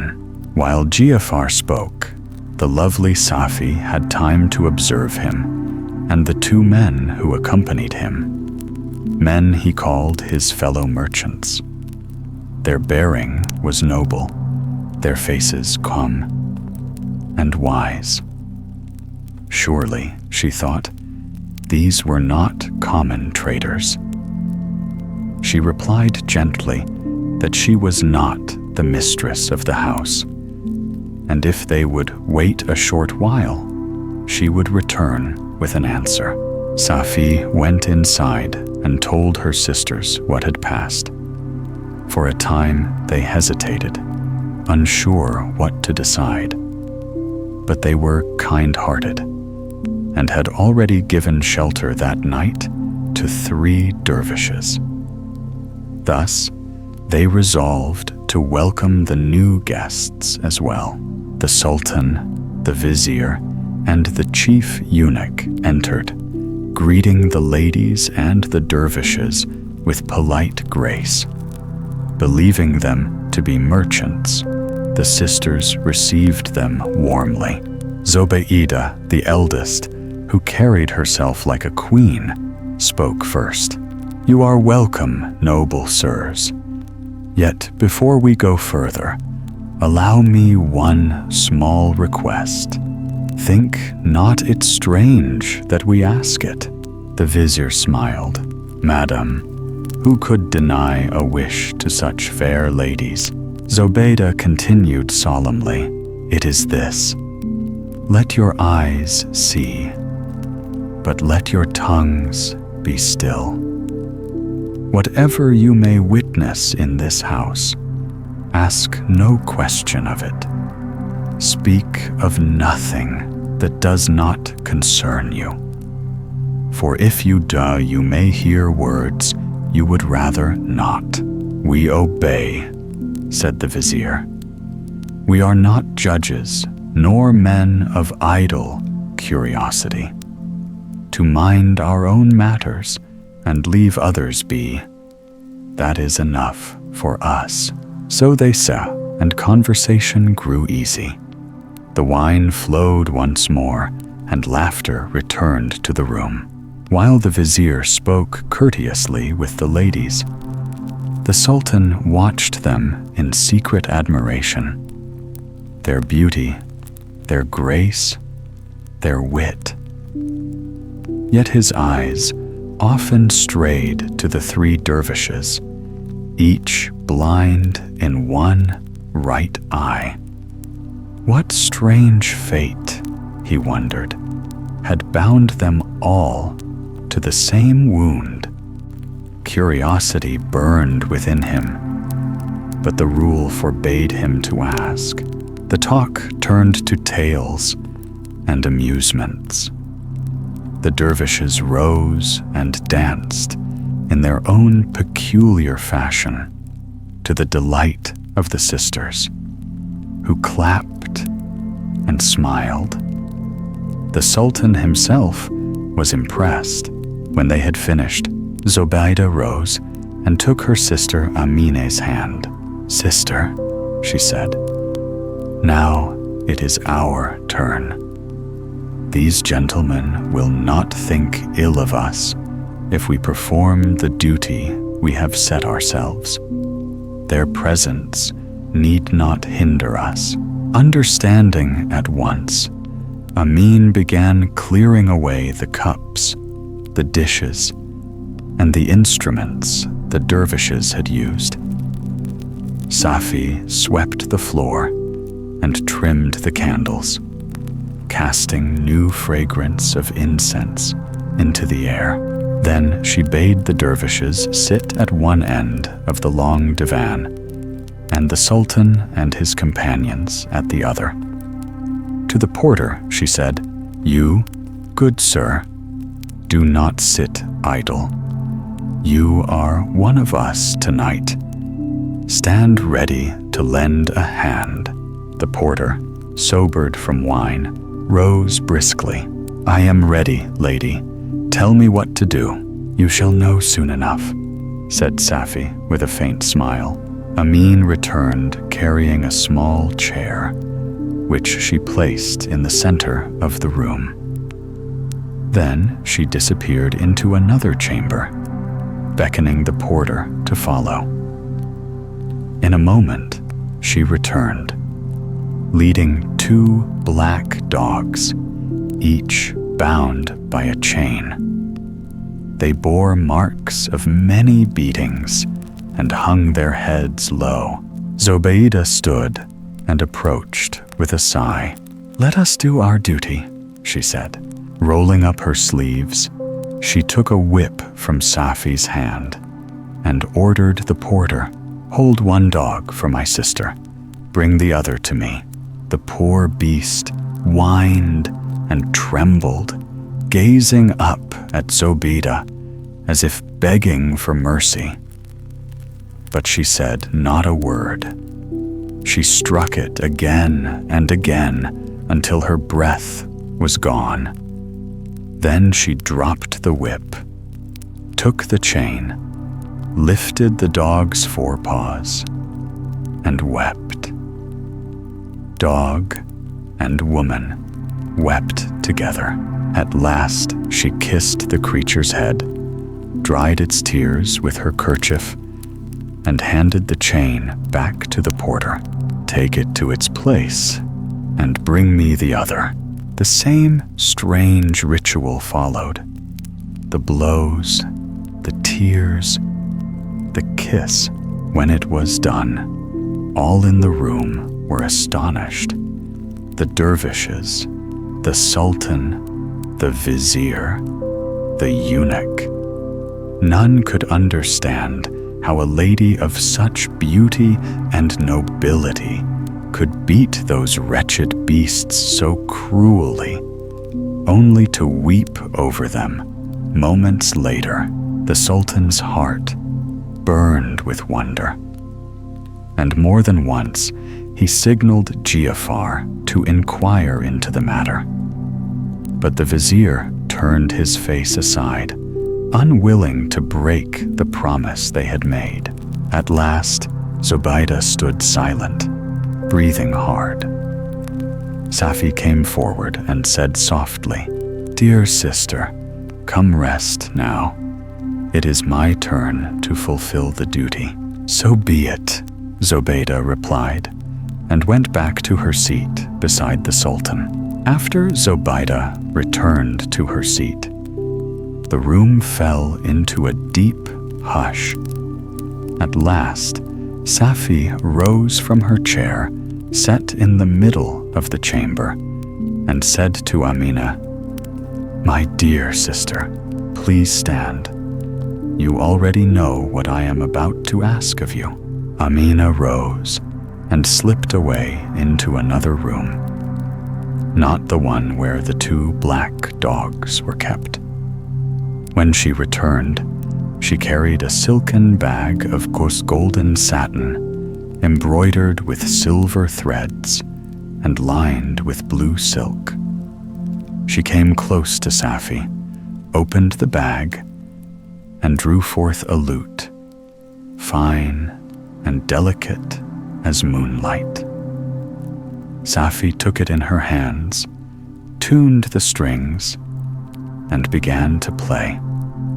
Her fingers moved like whispers of wind, and her voice rose, singing of love and sorrow, of distance and yearning so pure that the Caliph himself and all who listened were entranced.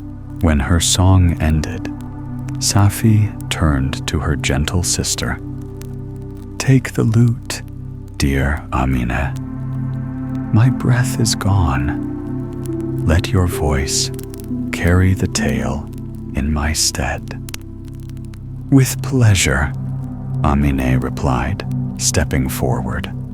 She took the instrument, tested the strings, and began to play, her song on the same theme, yet softer, deeper, and more aching than before. She poured her soul into the melody until her strength failed her, and when the final note faded, she could hardly breathe. Zobaida approached, moved to tears. "My dear, you have sung with such feeling that it is plain you have known the very pain you describe." But Amina could not answer. She gasped for air, tearing open her collar in desperation, revealing a breast not fair and smooth as one might have imagined, but scarred and seamed with dreadful marks. The sight made all present shudder. Still, she could not breathe. She collapsed senseless to the floor. While Zobaida and Safi rushed to help her, one of the dervishes muttered uneasily, "Better we had slept beneath the stars than come here to witness such sights." The Caliph, hearing this, stepped forward with the other dervishes and asked, "What is the meaning of all this?" The dervish replied, "My lord, we know no more than you." "What?" said the Caliph. "Are you not of this household? Can you tell us nothing of the 2 black dogs, nor of this woman whose breast bears such scars?" The dervishes bowed. "My lord, never in our lives have we entered this house before. We arrived only a little before you." This deepened the Caliph's wonder. "Then perhaps the porter who sits among you may know something." One of the dervishes beckoned the porter forward and asked if he knew why the dogs were beaten, or how Amina was so cruelly marked. "My lord," the porter said, "by heaven, if you do not know, then none of us do. True, I am of this city, but I entered this house for the first time today. If you are surprised to see me here, I am no less astonished to find myself among you. And what is stranger still," he added, "is that I have not seen a single man belonging to this household." The Caliph and his companions had thought the porter a servant here and hoped he could satisfy their curiosity. But when this hope failed, the Caliph grew impatient. "We are 7 men," he said, "against 3 women. We shall compel them to tell us the truth." If they refuse, we have ways to make them speak." But Ja'far, the Grand Vizier, shook his head. He spoke quietly, still keeping the caliph's identity secret. "My good sir," he said, "we gave our word when they welcomed us beneath their roof. Shall we now betray it? If we break our promise, what will be said of us? And should misfortune follow, we would deserve it. Be sure, these women would not have bound us by oath had they no means of enforcing it." Then the vizier drew the caliph aside and whispered, "Your Majesty, the night is nearly spent. At dawn, I will have these women brought before your throne, and all shall be revealed." Wise as this counsel was, the caliph would not wait. He silenced Ja'far with a gesture. "I will know the truth this instant," he said. The question was, who would speak first? The dervishes declined, bowing low. So it was agreed that the porter should ask on their behalf. He was just about to voice the fatal question when Zobeida, having revived her sister, came near. Hearing their heated murmuring, she asked calmly, "My lords, what are you speaking of so intently?" The porter answered, "Madam, these noble gentlemen beg you to explain why, after beating the 2 black dogs, you wept over them, and how it came that your sister bears such scars upon her breast." At these words, Zobeida turned proudly toward the caliph and the others. Her eyes flashed. "Tell me, my lords, is it true you sent this man to ask me this?" All confirmed it, save Ja'far, who remained silent. Zobeida's voice grew cold, trembling with offended dignity. "Before granting you our company, did we not make one condition, that none should speak of matters that do not concern him? We set that rule to spare you from hearing what might displease you. Yet after being received with every kindness, you have broken your word. We were foolish to trust you, but your conduct is still more unworthy. This is not honorable." Then she stamped her foot and clapped her hands 3 times. "Come forth," she cried. At once, a hidden door flew open, and 7 tall black slaves strode in, each holding a naked sword. They seized the 7 men, threw them to the ground, and dragged them to the center of the hall, ready to strike off their heads. The caliph's heart froze with terror. Too late did he repent, ignoring Ja'far's warning. While death hung above them all, one of the slaves asked, "Mistresses, noble and mighty, do you command that we strike?" "Wait," said Zobeida. "Let me question them first." But before she could speak, the poor porter cried out, trembling, "By the mercy of heaven, lady, do not slay me for the sins of others. I am innocent. These are the guilty ones. Alas, we were enjoying such pleasant company, and now these meddlesome dervishes have brought ruin upon us all. Pity me, gracious lady. Let not my blood stain your floor. Surely it is nobler to forgive a helpless man than to punish him for another's folly. Zobeide, though still angered, could not help but smile inwardly at the porter's pitiful laments. Yet she paid him no further mind and turned again to the others. "Speak," she said firmly. "Tell me who you are, or your lives will last but a moment longer. I cannot believe that men of honor or worth would behave as you have done. Surely, no people of standing or renown in their own land could act so rudely. Were you such, you would know restraint and respect."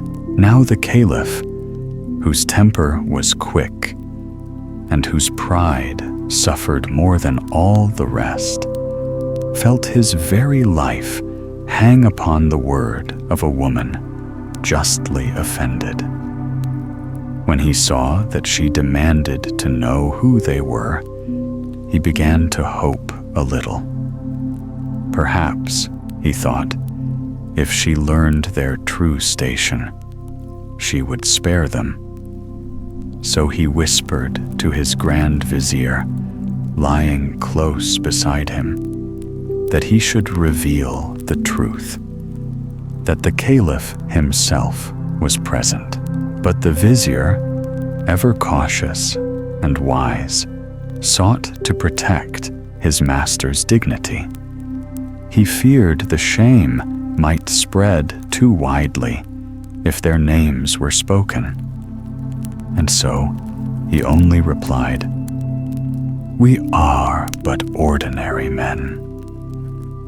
He had meant to add more, yet Zobeide gave him no time, for she had turned already toward the three dervishes, and seeing that all three were blind in one eye, she asked whether they were brothers. One of them answered gently, "No, gracious lady, we are not brothers by blood, but by choice.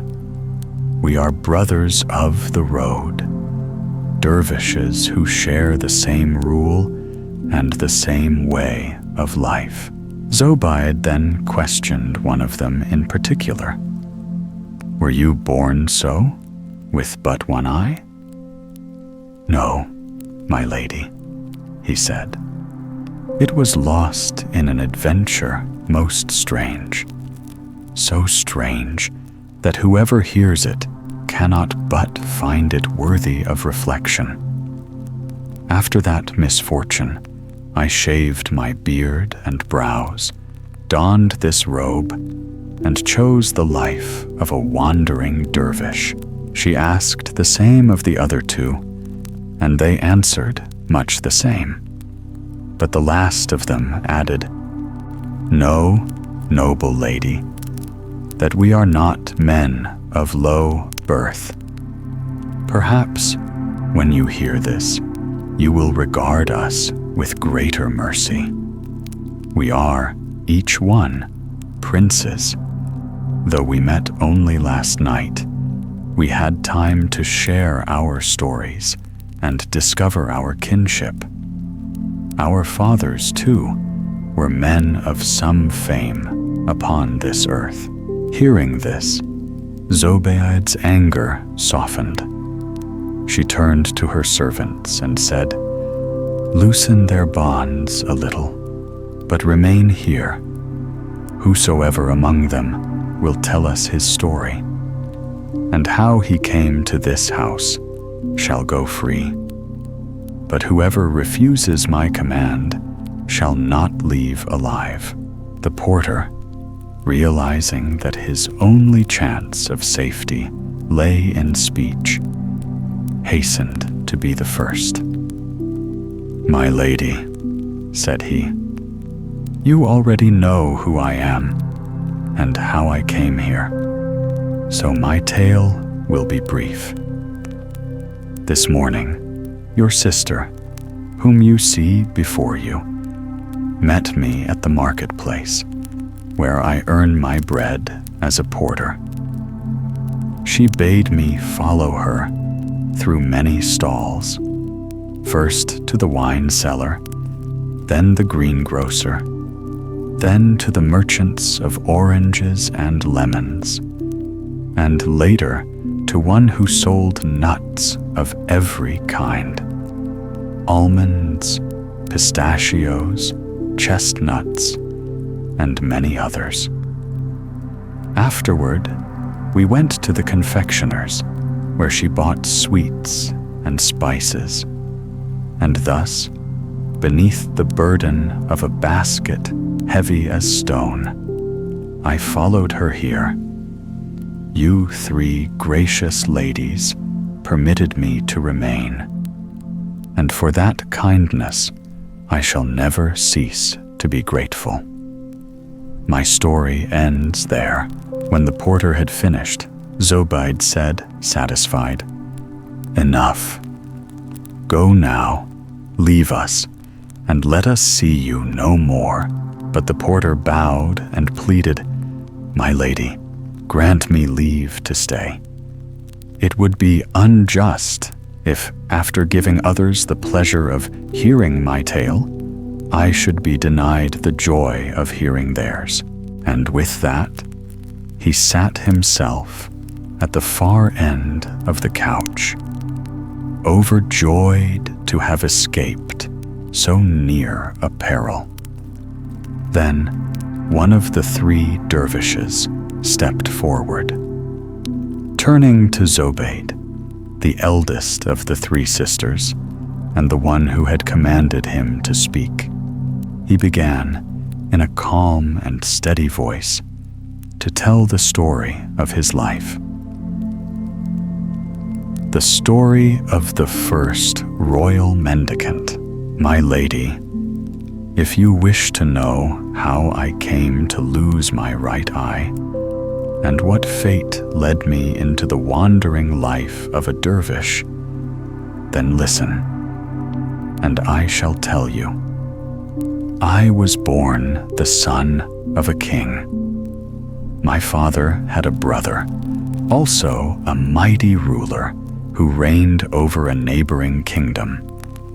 This uncle of mine had 2 children, a prince and a princess. The prince was near my age, and when I grew old enough to travel freely, I would visit my uncle's court each year, remaining for a few months before returning home to my father's palace. Through these visits, the prince and I became as brothers, bound by a deep affection that grew with every passing year. On the last of my journeys, my cousin welcomed me with such warmth and kindness as he had never shown before. One evening, he prepared a feast in my honor, more lavish and joyful than any I had ever known. When the banquet ended and the candles burned low, he turned to me and said softly, "My dear cousin, you cannot imagine how I have spent my time since you last visited. For an entire year, I have been overseeing a secret work, a dream long hidden in my heart. Now it is complete. I have built a palace such as no man has ever seen. I wish to show it to you, but first you must swear to me 2 things: that you will keep the matter secret, and that you will remain loyal, whatever may come." I had never denied him anything before, and my heart trusted him as a brother. Without hesitation, I gave him my solemn word. "Then wait here," he said. "I shall return at once." Moments later, he came back, and with him a woman of breathtaking beauty, dressed in silks that shimmered like moonlight upon water. My cousin did not tell me who she was, and I, bound by respect, did not ask. Together, the three of us sat again at the table, speaking lightly, drinking wine until our hearts grew warm. Then the prince said, "Come, cousin, you must do me one more kindness. Take this lady by the hand and lead her beyond the gardens. There you will find a newly built tomb with a high arch. The door stands open. Enter it with her and wait for me there. I shall not be long." I obeyed without question, for my oath held me silent. Taking the lady's hand, I led her under the pale moonlight through the quiet paths until we came to the tomb. We had scarcely arrived when the prince himself appeared, carrying a small jar of water, a spade, and a pouch of lime. Without a word, he began to dig. He pried loose the great stones at the tomb's center, one by one, until a hidden trapdoor was revealed. Beneath it yawned a stairway of brick descending into darkness. Turning to the lady, he said gently, "Madame, this is the way I told you of." She nodded and stepped down. The prince followed her, but before he disappeared, he looked back at me and said, "Cousin, I thank you for all you have done. Farewell." "Farewell?" I cried in alarm. "What does this mean?" "It means enough has been said," he answered. "Go back now by the way you came." And with that, he vanished below, leaving me bewildered beneath the stars. When I returned to my chambers, my head was heavy with wine and wonder. By morning, I half believed it all a dream, until I learned that my cousin had not returned home that night, nor the next, and no one knew where he had gone. Then the truth struck me like a cold wind. What I had seen was no dream. Secretly, I went to the graveyard to search for the strange tomb. There were hundreds like it, row upon row, and I spent 4 long days wandering among them. But I could not find the one I sought. Meanwhile, my uncle was away on a hunting journey, and I dared not reveal what I knew, for my oath still bound my tongue. When he did not return, I left word of my sorrow and returned home to my father's court. But there, my misfortune deepened. As I approached the palace gates, soldiers surrounded me. "Prince," said their captain, "your father is dead. The vizier has seized the throne, and by his command, you are under arrest." They brought me before that false king, the very vizier who, long ago, had sworn revenge against me.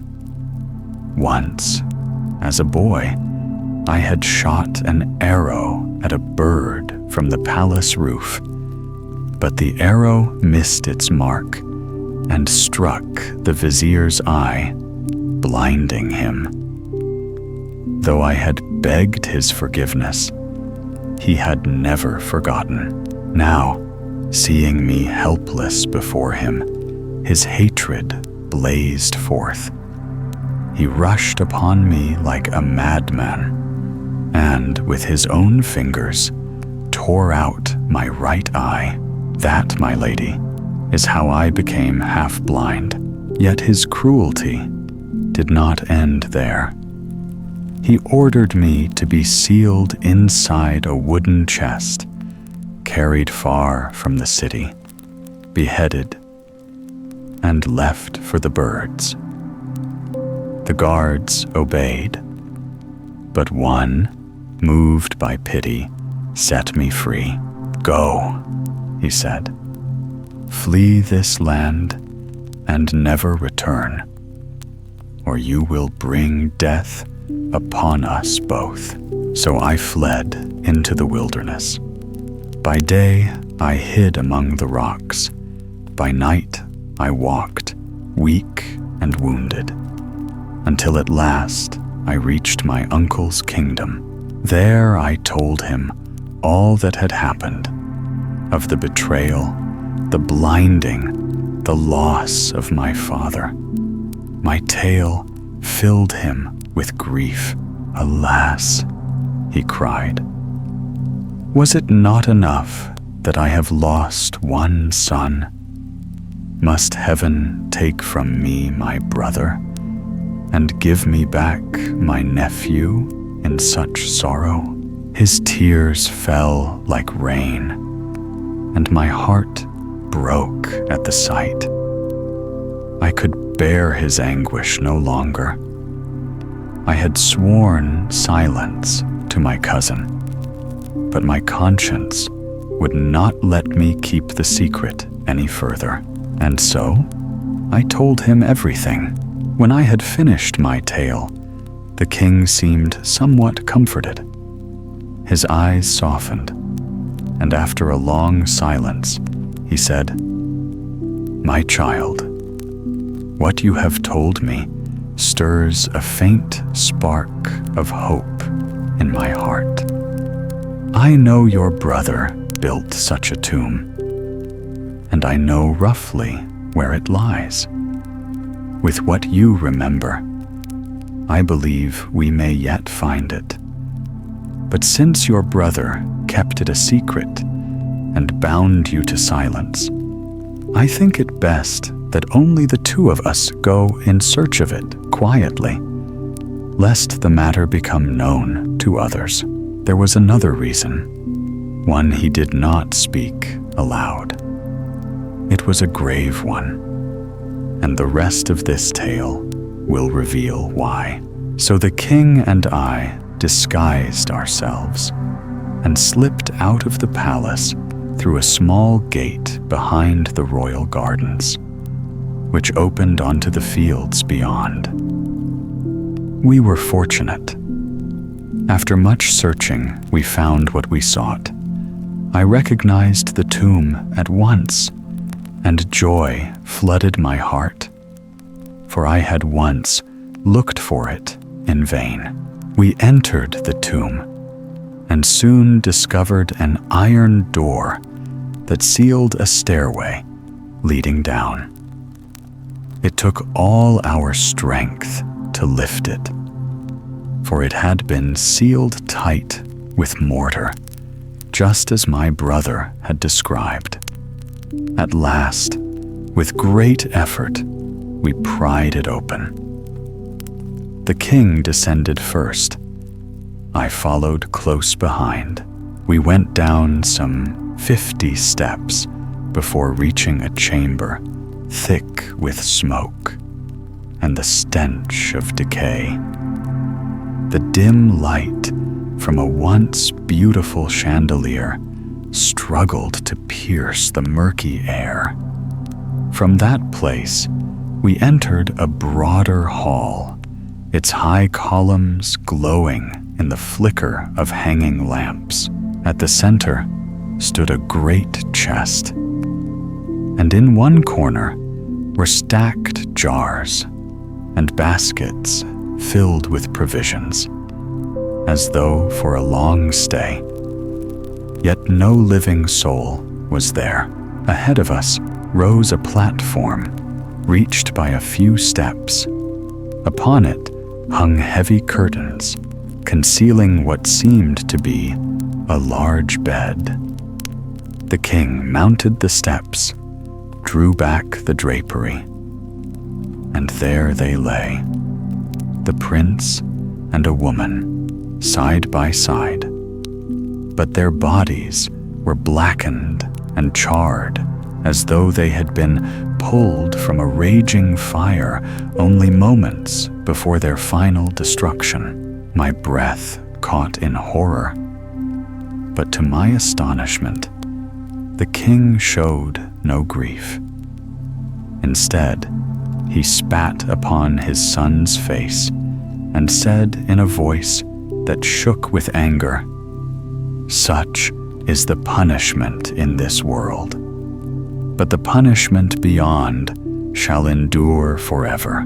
Then, as if the words were not enough, he struck his dead son's face with the sole of his sandal. I could not speak for a moment. My heart pounded in disbelief.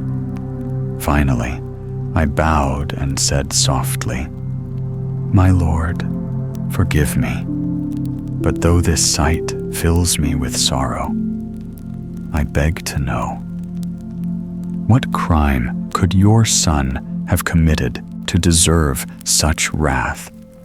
Even in death, the king turned to me, his eyes burning with pain and shame.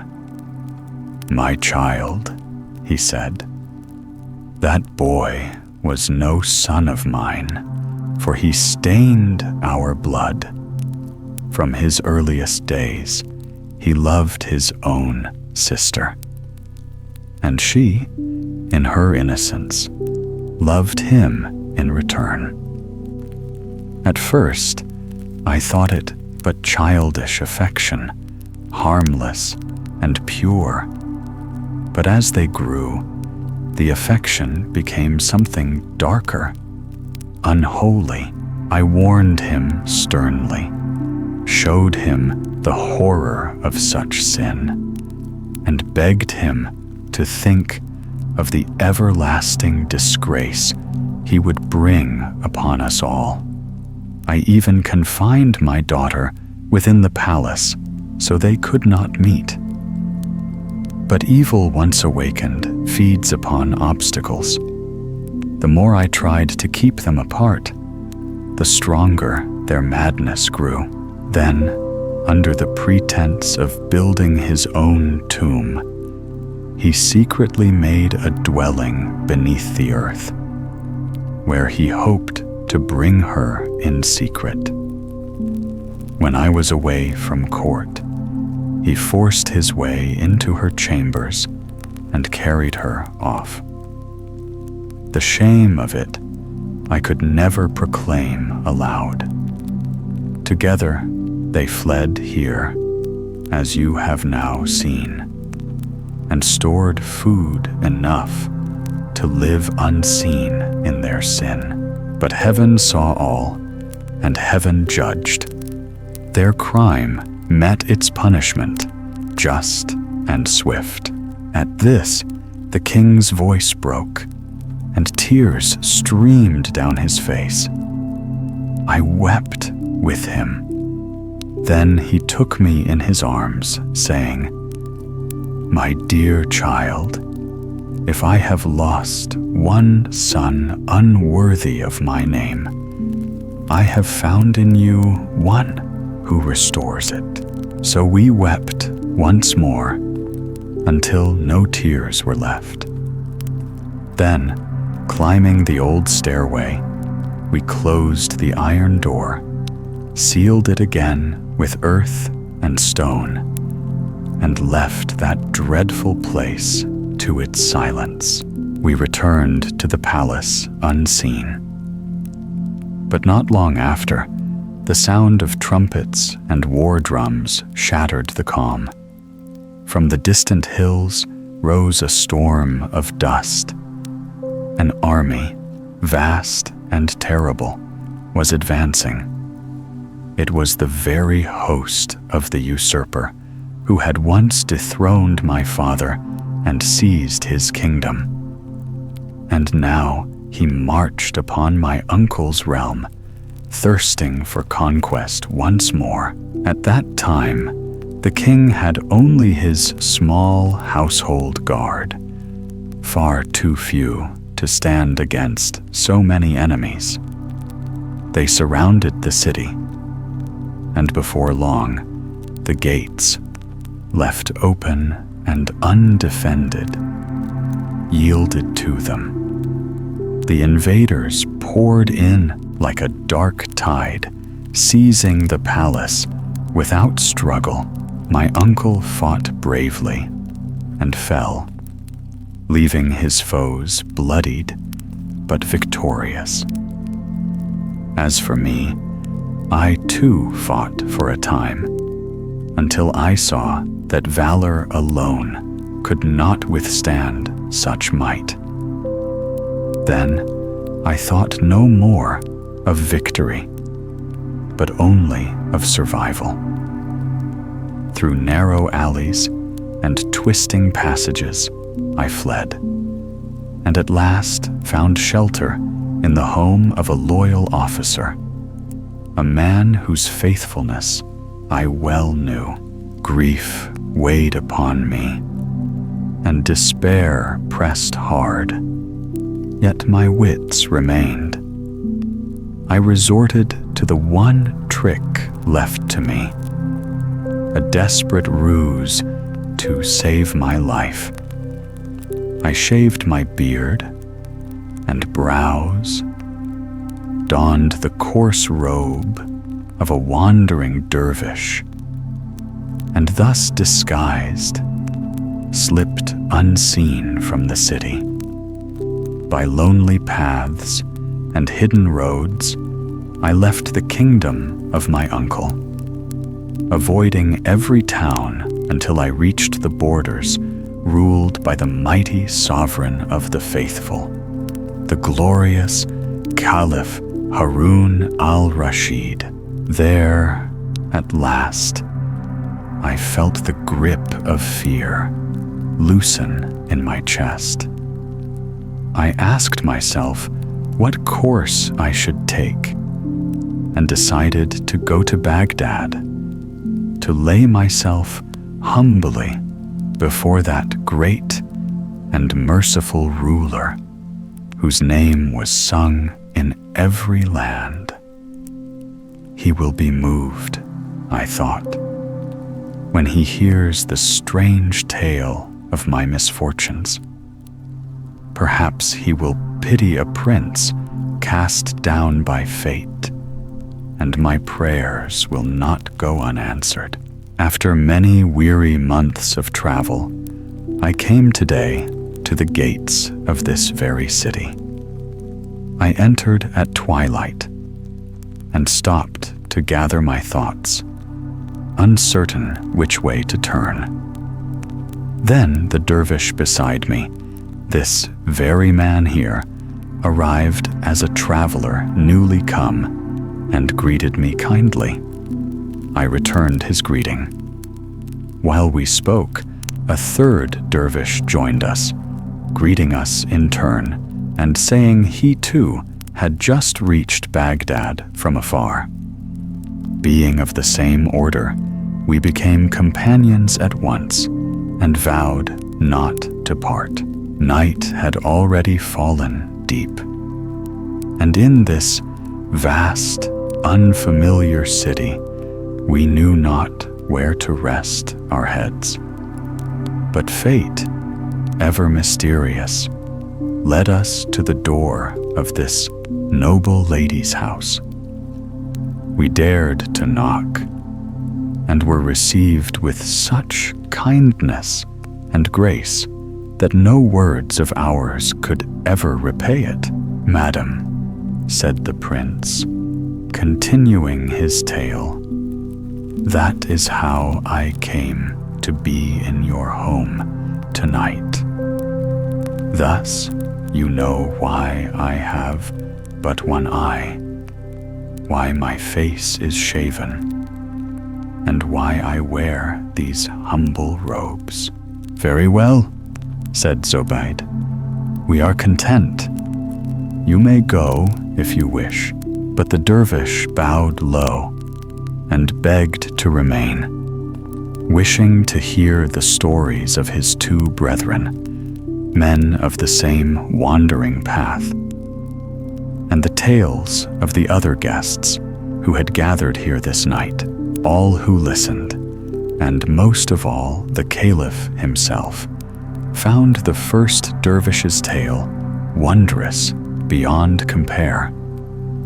Even the guards with drawn swords could not distract the ruler as he whispered to his vizier, "Since I first had sense enough to listen to stories, I have heard many strange ones, but never one to match the tale of that one-eyed dervish." And as the caliph spoke, the second dervish lifted his voice and began to tell his own story to the Lady Zobaide. The story of the second Royal Mendicant. Once upon a time, gracious lady, by your leave, I shall tell you the strange story of how I came to lose the sight in my right eye. It is the story of my life, woven with both fortune and sorrow. I was born a prince, the only son of a wise and powerful king. From the moment I could speak, my father saw in me a keen and restless mind. Desiring that my gifts should blossom, he gathered around me the most learned men in the kingdom, masters of science, letters, and art. I had not yet learned to read fluently when I already knew by heart the holy verses of the Quran, that wondrous book which holds the roots of faith and the rules that guide our lives. And when I grew older, I studied the works of wise scholars, writing commentaries of my own, and seeking out every story and teaching passed down from those who had walked beside the Prophet. Yet my thirst for knowledge was endless. When I felt I had mastered all that concerned our faith, I turned to other studies: history, poetry, geography, and the subtle art of words. Still, I did not neglect the strength and skill befitting a prince. My arm was trained for sword and bow as much as my mind for wisdom. Among all my talents, the art I loved most was the writing of our Arabic script. I practiced it with such care and grace that before long, I surpassed even the most famous calligraphers of the land. My fame spread far and wide, so far, in fact, that even the great king of India heard of me. Moved by curiosity, he sent envoys bearing splendid gifts, asking my father's permission to meet me in person. My father was delighted. He believed that travel would temper my youth and strengthen my character, and that friendship with a powerful king was a worthy pursuit. So, with the Indian envoys and only a small company of attendants, I set forth on the long road across deserts and mountains. For a month, we journeyed safely. Then one day, on the horizon, we saw a rising cloud of dust. From beneath it thundered 50 armed horsemen, bandits swift as the wind. We were but few, with only 10 horses carrying our gifts and baggage. Seeing that we could not stand against them, we tried to appeal to their honor. "We are envoys of the great King of India," we said. "If you have any respect for him, let us pass in peace." But the robbers laughed. "Why should we fear the king of your land?" they cried. "We are not his subjects, nor do we live under his rule." Then they surrounded us and attacked. I fought as long as I could, but soon I was wounded. And before my eyes, I saw the ambassador, his servants, and my faithful men cut down. I spurred my bleeding horse and fled for my life. The poor creature, wounded and weary, ran until it could run no more, then stumbled and fell dead beneath me. So there I stood, alone, injured, and lost in a strange country. I dared not take the main road, fearing the bandits might return. After tending to my wound as best I could, I walked on through the long hours of the day until I came to the foot of a mountain. Halfway up its rocky side was a cave. I entered it, ate a few wild fruits for strength, and slept through the night in uneasy peace. For many days, I wandered without finding any village or soul. At last, after a month of hardship, I reached a great city crossed by shining rivers, where the air was mild as spring all year long. The sight of it lifted my spirits a little, though my body was thin and darkened by the sun, my feet bare, my clothes torn to rags. I entered the city to learn where I had come. At a tailor's shop, I stopped and asked for guidance. The tailor, seeing my youth and something noble behind my ragged appearance, invited me to sit beside him. "Who are you, my son?" he asked kindly. "From where do you come? And what misfortune has brought you here?" So I told him everything.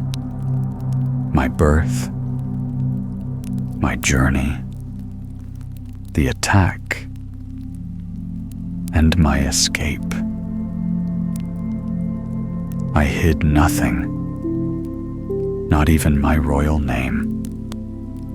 And that, my lady, was the beginning of the next chapter in the strange fate of the one-eyed prince. The tailor listened to me with great attention.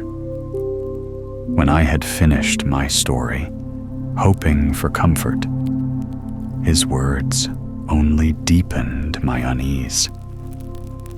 "My young friend," said he, "be careful not to reveal what you have just told me to anyone.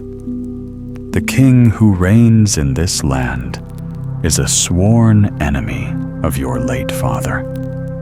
Should he learn of your presence here, he may seek to bring you harm." I could not doubt the tailor's honesty when he spoke the king's name, though the enmity between that ruler and my father had nothing to do with my misfortunes. "I therefore will not trouble you, kind lady, with those details." I thanked the good tailor for his warning and promised to follow it. Never would I forget the joy of finding such a friend. Seeing that I was hungry and weary from travel, he ordered food for me and offered me rest beneath his humble roof, which I gratefully accepted. After some days, when my strength had returned, the tailor, who knew that many princes of our faith learned some craft for times of need, asked whether I possessed any skill by which I might earn my bread without depending on others. I told him that I knew grammar and poetry, that I could write a fine hand, and that I had studied the arts of language. He smiled sadly. "All that you say," said he, "will not buy you a crumb of bread here. Such knowledge is of little use in this country. But if you will take my advice, put on a short, coarse coat. You are strong and seem healthy. Go into the forest near my house and cut wood. Bring it to market, and I promise you shall earn enough each day to live without begging from anyone. In this way, you may wait until heaven takes pity on you and lifts the cloud that now shadows your life. I shall find you a rope and an axe, ashamed but resigned, for I feared being recognized and needed to survive. I agreed. The next day, he bought me an axe, a rope, and the rough coat, and commended me to some poor woodcutters who lived by their labor.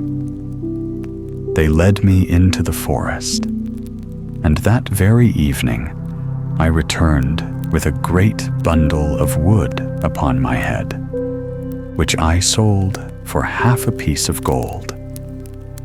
Wood was costly in that city, for few cared to fetch it from the forest. In a short time, I earned enough to repay the good tailor all that he had spent on me. Thus I lived for more than a year. One morning, rising earlier than usual, I went deeper into the forest. In a pleasant glade, I began to cut wood, and as I tore at the root of a tree, I spied a ring of iron fastened to a small metal door. I cleared away the earth and lifted it. Beneath was a stair of stone. Taking up my axe, I descended. At the foot of the stairs, I found myself in a vast and splendid hall, bright as if the sun itself shone there. The walls were of veined marble, the pillars of polished stone, with bases and capitals of solid gold. While I stood in wonder, a lady appeared before me, tall, graceful, and of such beauty that I forgot to breathe. I hastened forward and bowed deeply that she need not come to me. She spoke, her voice soft yet filled with sorrow. "Who are you? A mortal man, or some spirit of the air?"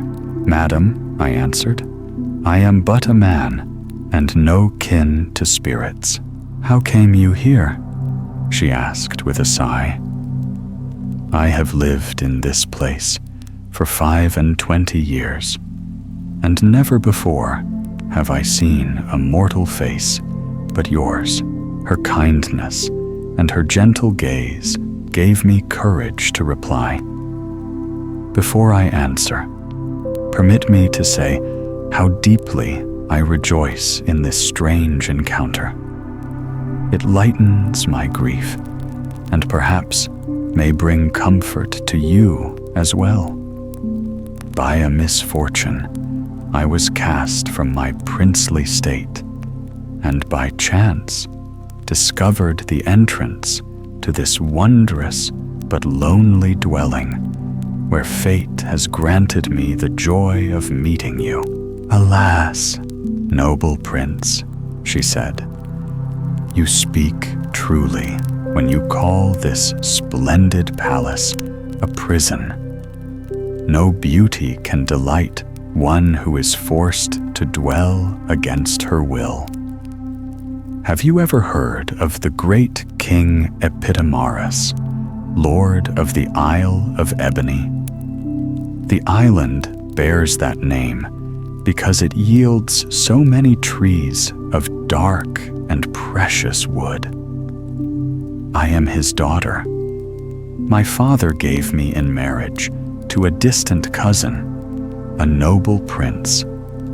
But on my wedding night, while all the kingdom feasted, a dreadful genie carried me off before I even saw my husband's face. When I awoke, I found myself in this palace.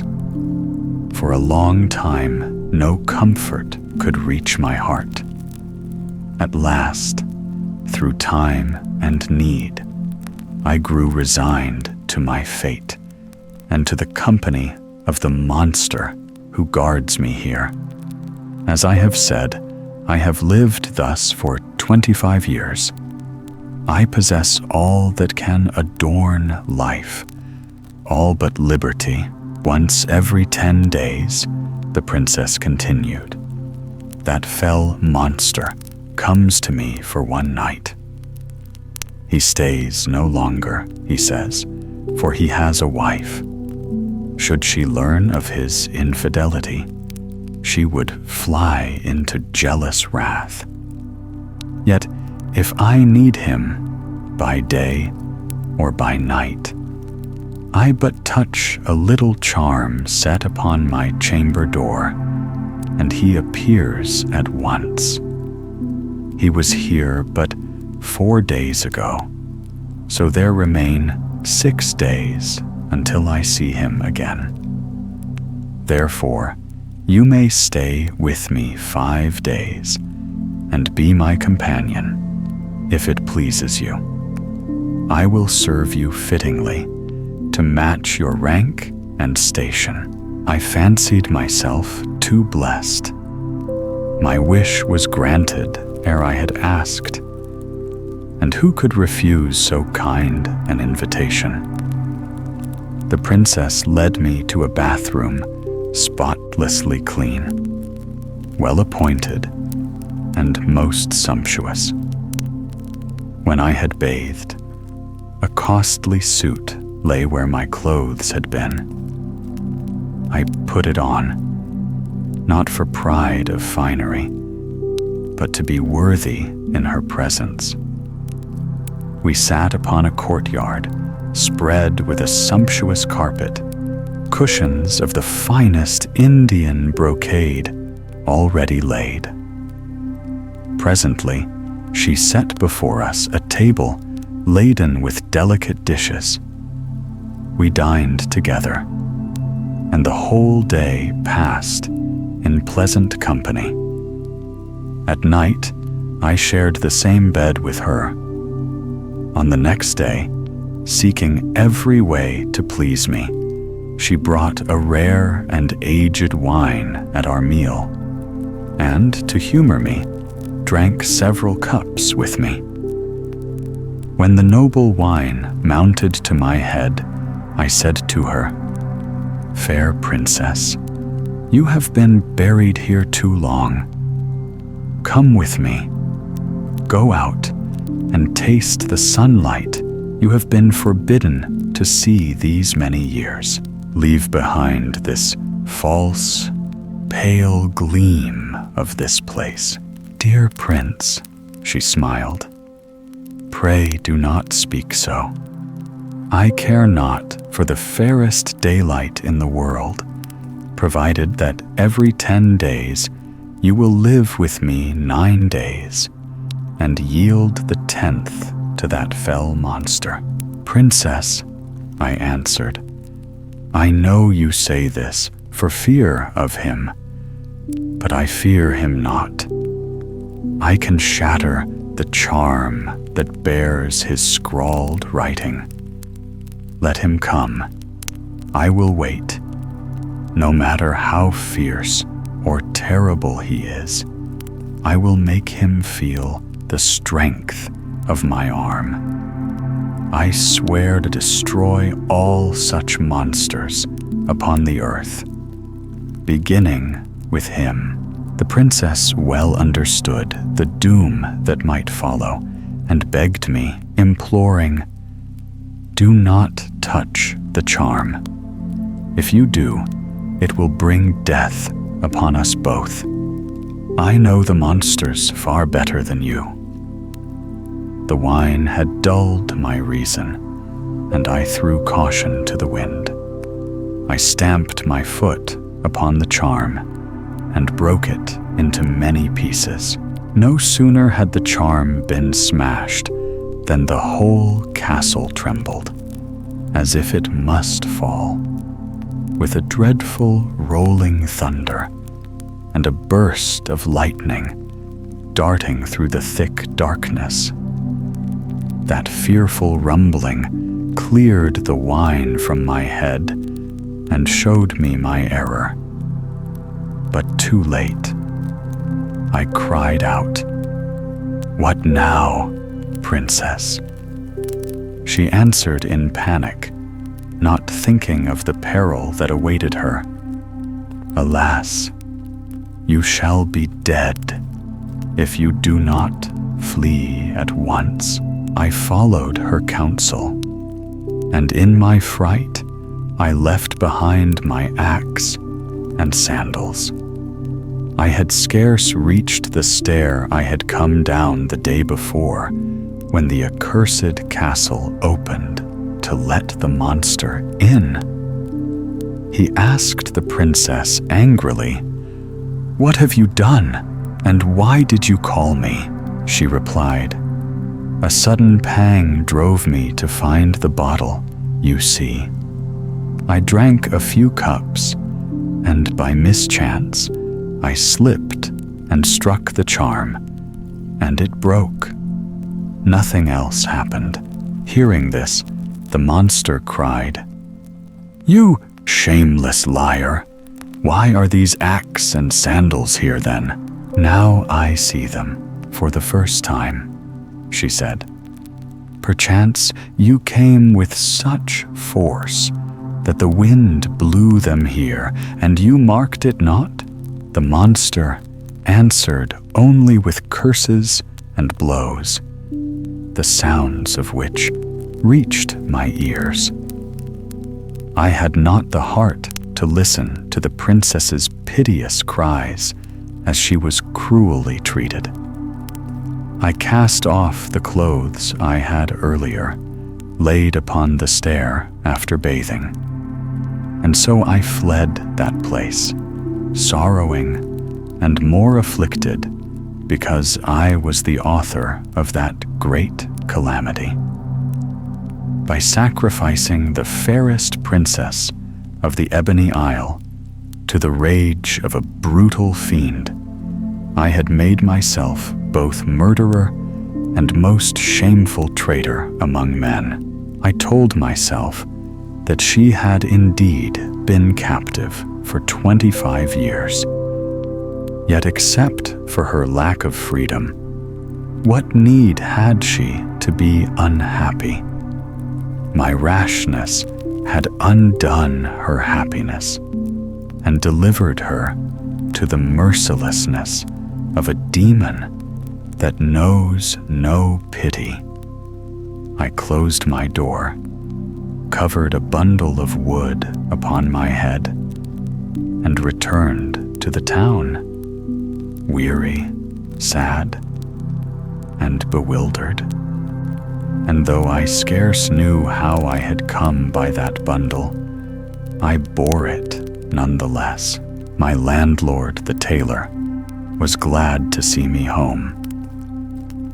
"You have been away too long," he said. And I feared, because of that secret of your lineage you once confided to me, that someone might have found you out. Thank God you are returned. I thanked him for his care, but I told him nothing of what had occurred. I did not explain why I had come back without axe and sandals. I retired to my room, and 1,000 times reproached myself for my folly. None could rival the happiness of the princess and of me, I thought, had I but held my hand and not broken the charm. As I lay lost in these doleful thoughts, the tailor entered and said, "An old stranger has just come, a man unknown to us, and he bears your axe and your sandals. He says he found them on the road. My woodcutters told him you were here. Go and meet him. The old man wishes to hand them to you himself." At these words, my color changed, and my limbs shook. Before the tailor could say more, the chamber door opened. The old man, too impatient to wait, stood before us with the axe and sandals. It was the very monster who had abducted the beautiful princess of the Ebony Isle. He had taken the guise of an old man after he had used her most cruelly. He cried, "I am the god Ebelit, lord of the spirits. Is this your axe? Are those your sandals?" The monster spoke and would not wait for my answer. Indeed, I could not answer, for his hideous face had struck me dumb.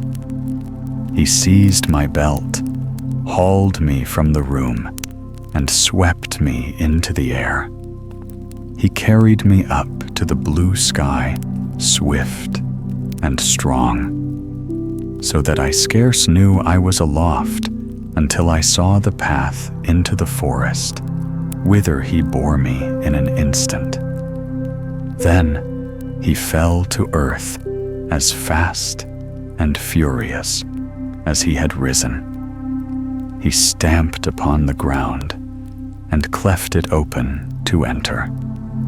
There I found myself inside that cursed castle, and before me lay the beautiful princess of the Ebony Isle. But oh, what a dreadful sight! It pierced my heart like a spike. The princess lay naked, drenched in blood, stretched upon the ground, half dead, her cheeks streaming with tears. "False one!" the monster cried, pointing at me. "Is this your lover?"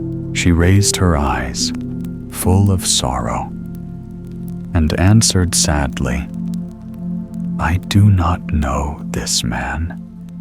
This is the first time I have ever seen him." "How so?" the monster thundered. "He is the cause of the state you are in. Yet you dare say you do not know him." "If indeed I do not know him," she said, "why should you wish me to lie and bring him to his death?" Then the spirit said, "If you have never seen her before, take this sword and strike off her head." "Alas," cried the princess, "how could I ever do what you command? I am too weak even to lift my arm, and if I could, where would I find the courage to kill an innocent soul?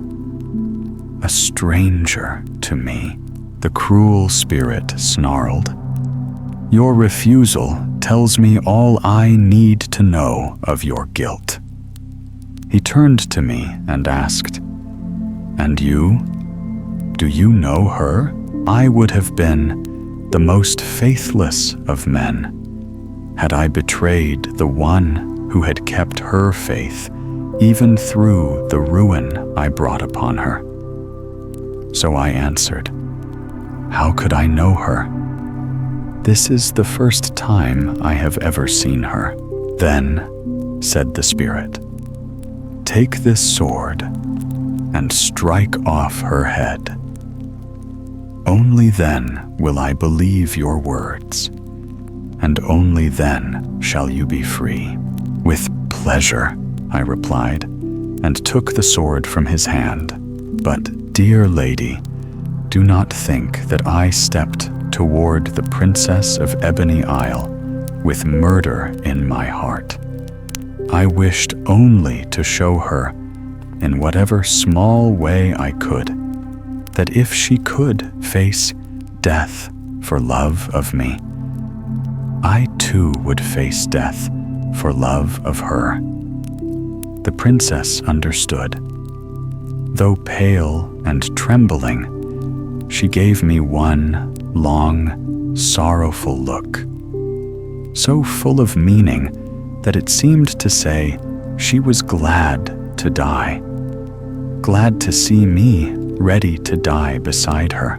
Then I cast the sword down upon the ground and said to the spirit, "I would deserve eternal scorn if I raised a hand against one who has done me no harm, against a woman whose life is already hanging by a thread. Do what you will with me, for my life is in your hands, but I will not obey your savage command." The demon's eyes flamed. "So, you both defy me. You dare to mock the jealousy of one such as I. Very well, you shall learn what it means to provoke my wrath." With that, he seized the sword and struck off one of the princess's hands. She had just enough strength left to lift the other in a faint gesture of farewell. Then she sank lifeless to the ground, for the last of her blood had left her. The sight struck me down in darkness, and I knew no more. When I awoke, I begged the spirit to end my torment. "Strike me, I beg you. Let me die. Grant me this one mercy." But he only laughed. "So the gods deal with faithless women," he said. "Had I been certain of her guilt, I would have slain you both. Yet I shall spare you, for now. You shall not die, but you shall live as a beast. Choose your shape: dog, donkey, lion, or bird. I grant you the freedom to decide your own curse." Those words stirred a faint hope in me. "O mighty spirit," I pleaded, "if you have chosen to let me live, then show mercy in a nobler way. Forgive me, and I shall remember your clemency as the greatest grace ever shown to man, just as the kindest of men forgave his neighbor, though that neighbor hated him till death." At this, the spirit's eyes narrowed. "And what was that tale?" he asked. "Tell me what passed between those two men, for I have patience enough to hear it." Thus I began to tell him the story, dear lady. "And if you permit, I shall now tell it to you as well.